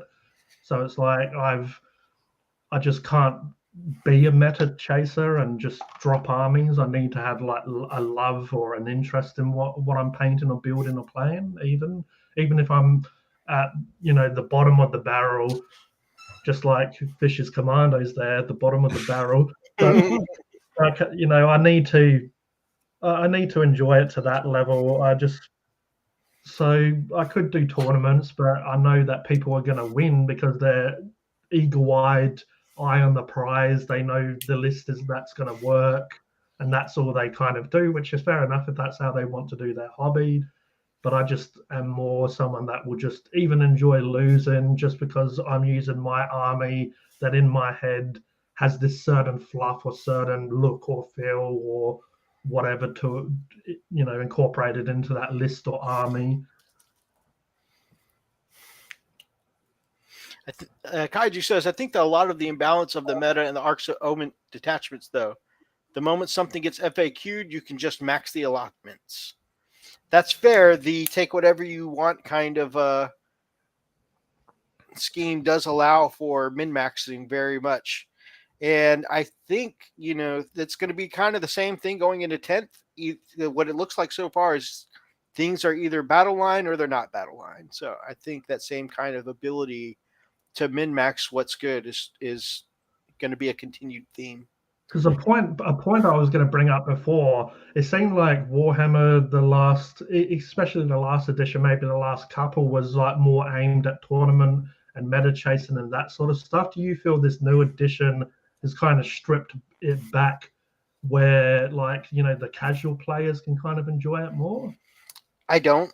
I think it's simplified, but simple expressed that way because, like we were just saying with the detachments, I think they're going to continue to focus on their, the whole Meta Mondays focus where they're being very transparent with showing this is the data that we're working on. We're working off of. These are the win rates. This is why we're making the changes. And I appreciate that level of transparency. And I hate to say this, but I almost, in this particular case, agree with them. I feel like when I first got into this game, I used to complain about it a lot. Why do they always balance around the top 10%? But I think because net listing and stuff like that is so prevalent, I think balancing, you kind of have to, when it gets this competitive, you have to balance around the top 10% because if it's not balanced around that, then people are going to exploit that top 10% as a weakness and just copy down those exploits from online. And I think it'll make the gap between the casual player and, who's going and looking up the tips online. It's just a huge, huge. Yeah, because I was going to say I would hate to be a kid now trying to get into it with all the rules and stuff like that. But then I guess as well they have all the side games. Yeah, that's what they have. Like Blood Bowl or they have Kill Team or even like the Warhammer Quest style games because I know I loved them a lot as a kid. The Warhammer Quests where you just have one character and you want to get friends or whatever or family. A lot of times it was family. You get them together. And really loved those sort of games as well. So I guess if you was a kid, you would just have to look into what's more viable for you or whatever to play and afford. Why, hello there, you handsome devil mini war mutt. Gents, he's obviously speaking to the two of you. He says, "Hey, gorgeous." Lupus Candy says, "Rogue Trader for the win." I think you're right. It would be tough being a kid trying to get in these days.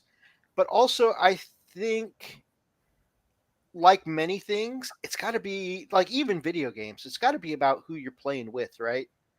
I think the people are going to make the biggest difference because, like, if you go down to the local shop as a kid, and some guy's just handing out ass beatings like it's candy, Yeah, that's on the dude, right?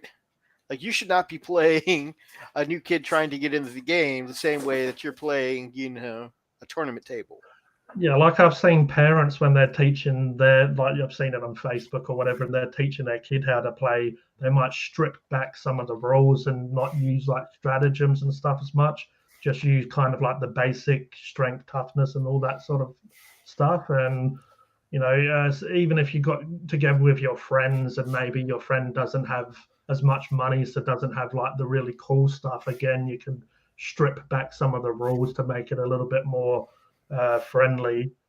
So I guess you could do that as well, because I remember as a kid we sort of sometimes might customize the rules for different reasons. Yeah. So it's like play it how you do, because I mean a lot of us came from green little army men where we would just create our own game anyway. Like you're either going around making noises with making like shooting noises, or you in your mind you've got some sort of rules or situation that's happening.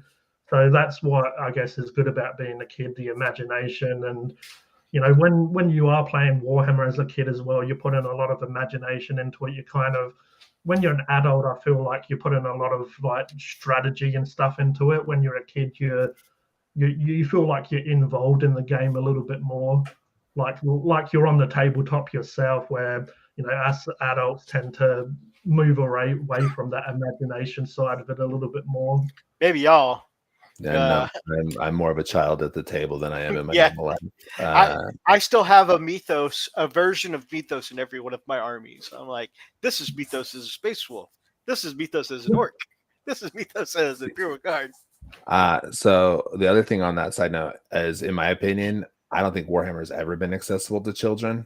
Like when I was a kid, I remember like their way of trying to get me into the hobby is being like, you can play a gray army.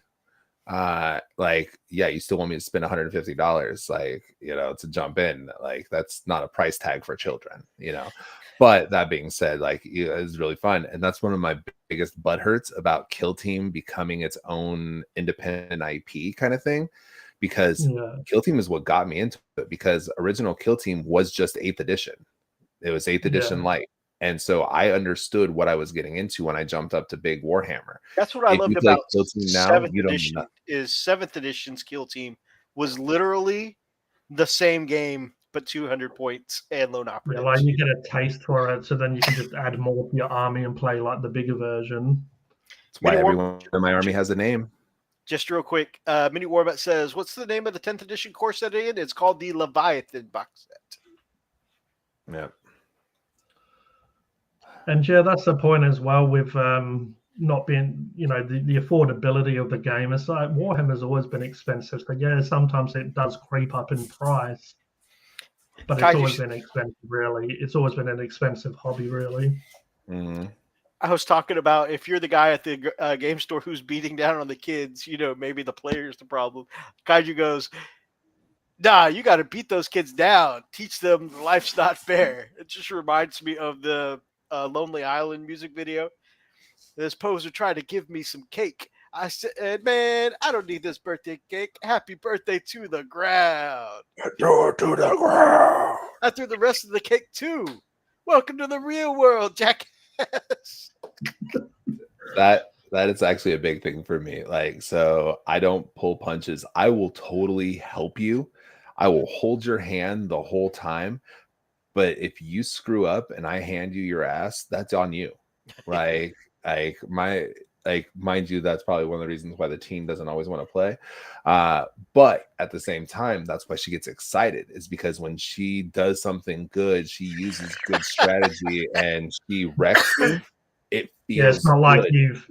you've let her do it. It's like she's actually earned that, and it feels Right. more you feel like you're rewarded more from actually doing well instead of someone just like like candy coding everything for you. Right. It's the self high five, like I'm Yeah. all about that, like, and that's kind of interesting. That's, I don't know, but that's just me. Like, I'm a firm believer that the more the merrier, and like you got to help each other. It takes a village kind of thing. I feel like the gaming community is that way as well.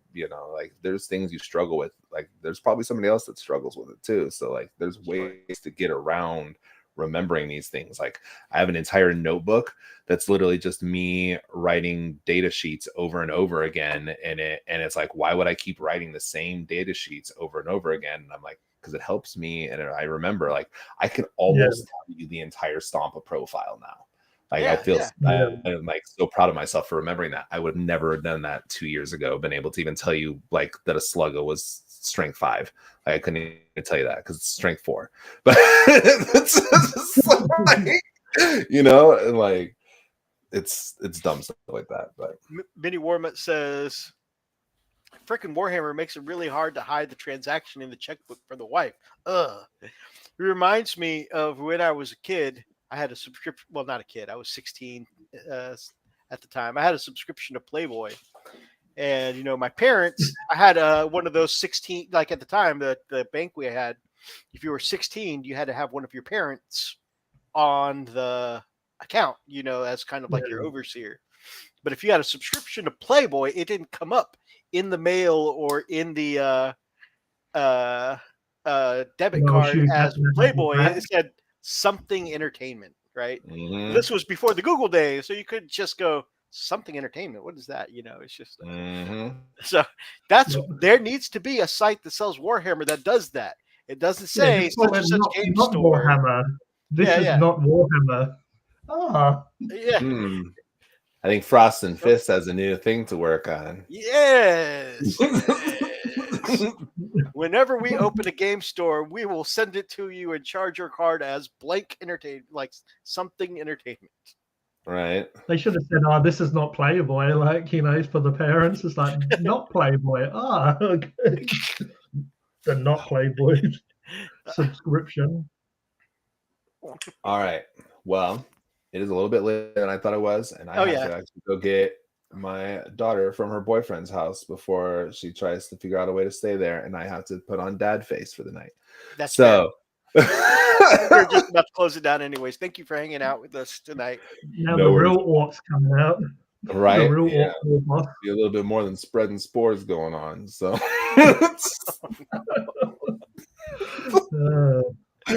All right, guys. Man. It's been a pleasure. I'm taking off now before the wife sends me some aggro. So, all right, brother, take care. I'll finish watching the rest of the last minute and a half of this on the way. So. All right, appreciate it. Have a good night, guys.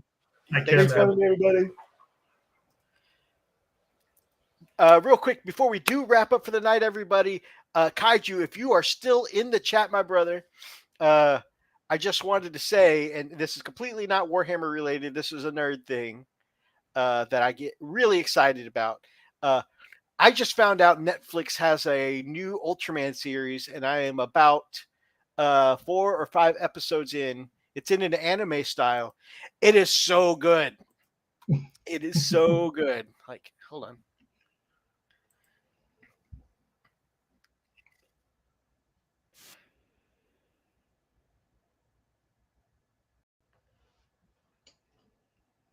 Hold on. I'm not trying to get copyrighted, okay? I just want to show you the. There we go.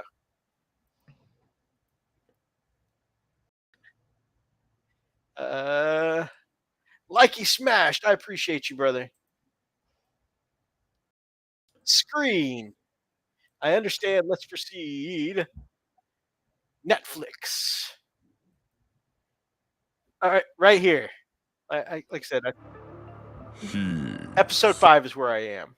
But this Ultraman in the anime style is so good. It is not a giant Ultraman like traditional. It is a person-sized Ultraman, but so freaking good. Like, really enjoying it.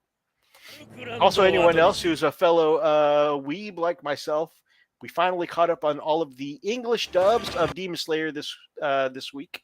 Really cool. I finished Iron Blooded Orphans a little while back, and we started on Spy Family. Very cool. Okay. It isn't showing on the stream. No, it's right here on the screen. I can see it. Ultraman. Netflix. Continue watching for Mythos. Ultraman. I'm not like clicking on it to show you guys anything. I'm just. That's been around a while. They have Gundam kits of them. Oh, well, it's new for me. I just discovered it. And I'm really loving it.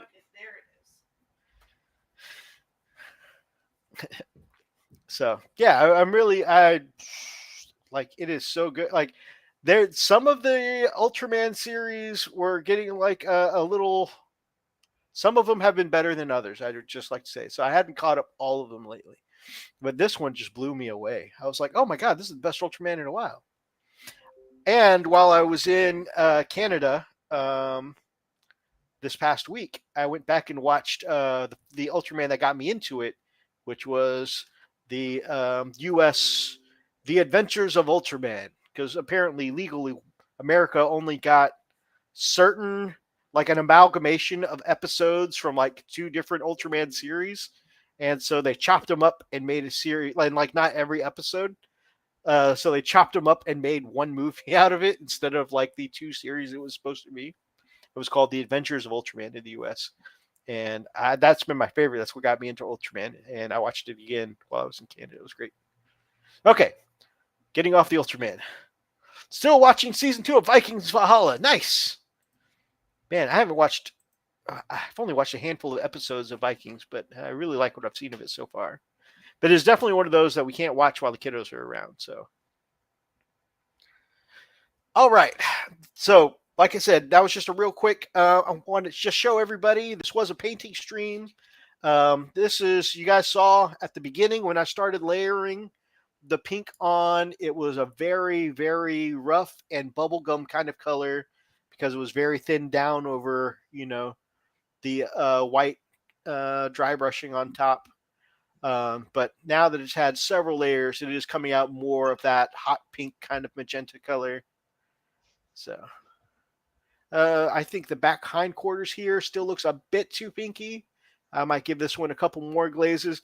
This, by the way, while we were looking at those the Ork preview, this was like 6 or 7 thin glazes. So I probably need about 2 more thin glazes on the hindquarters here. But overall, I'm pretty happy with how this has come out. I know it looks super shiny. It'll all come together. The layers will all tie together once I mat it down. But so how are you finding the contrast? Well, this was the green.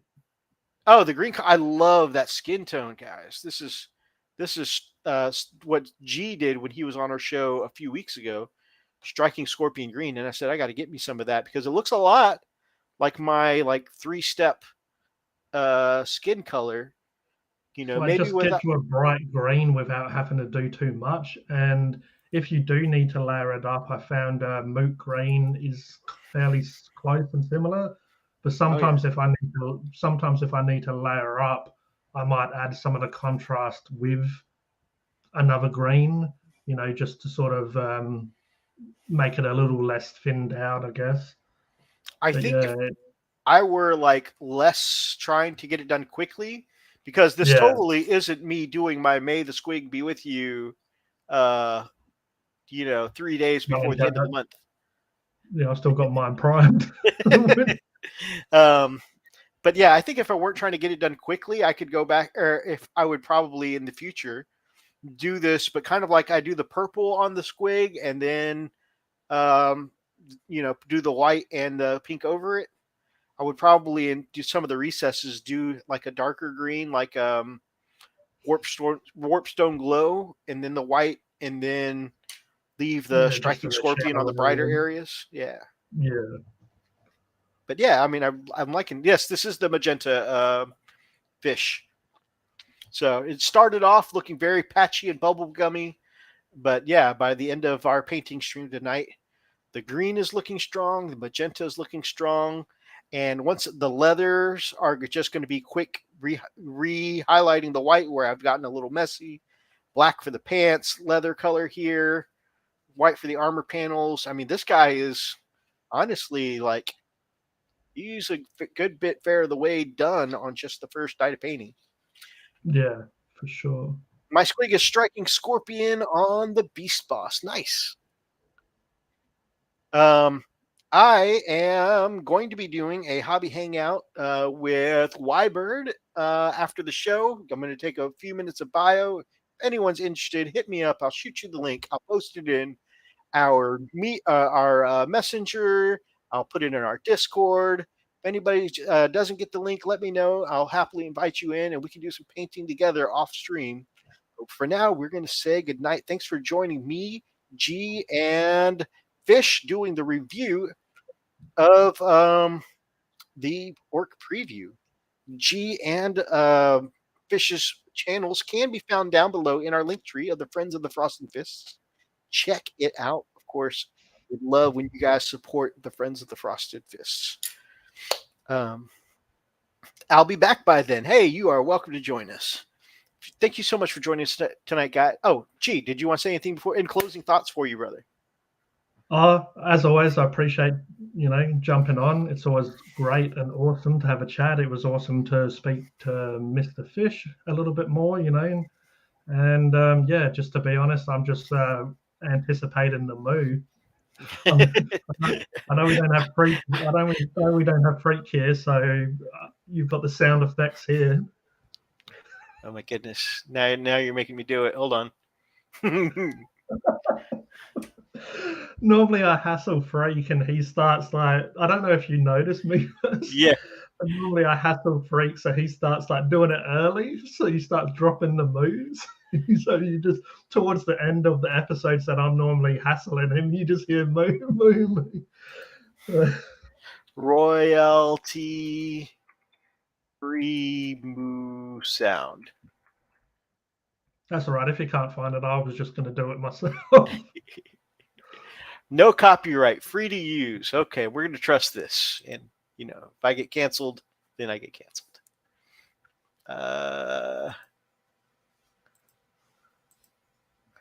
So if I understand. Let's proceed. No.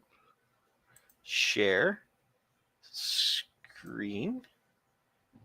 Don't show me this warning again.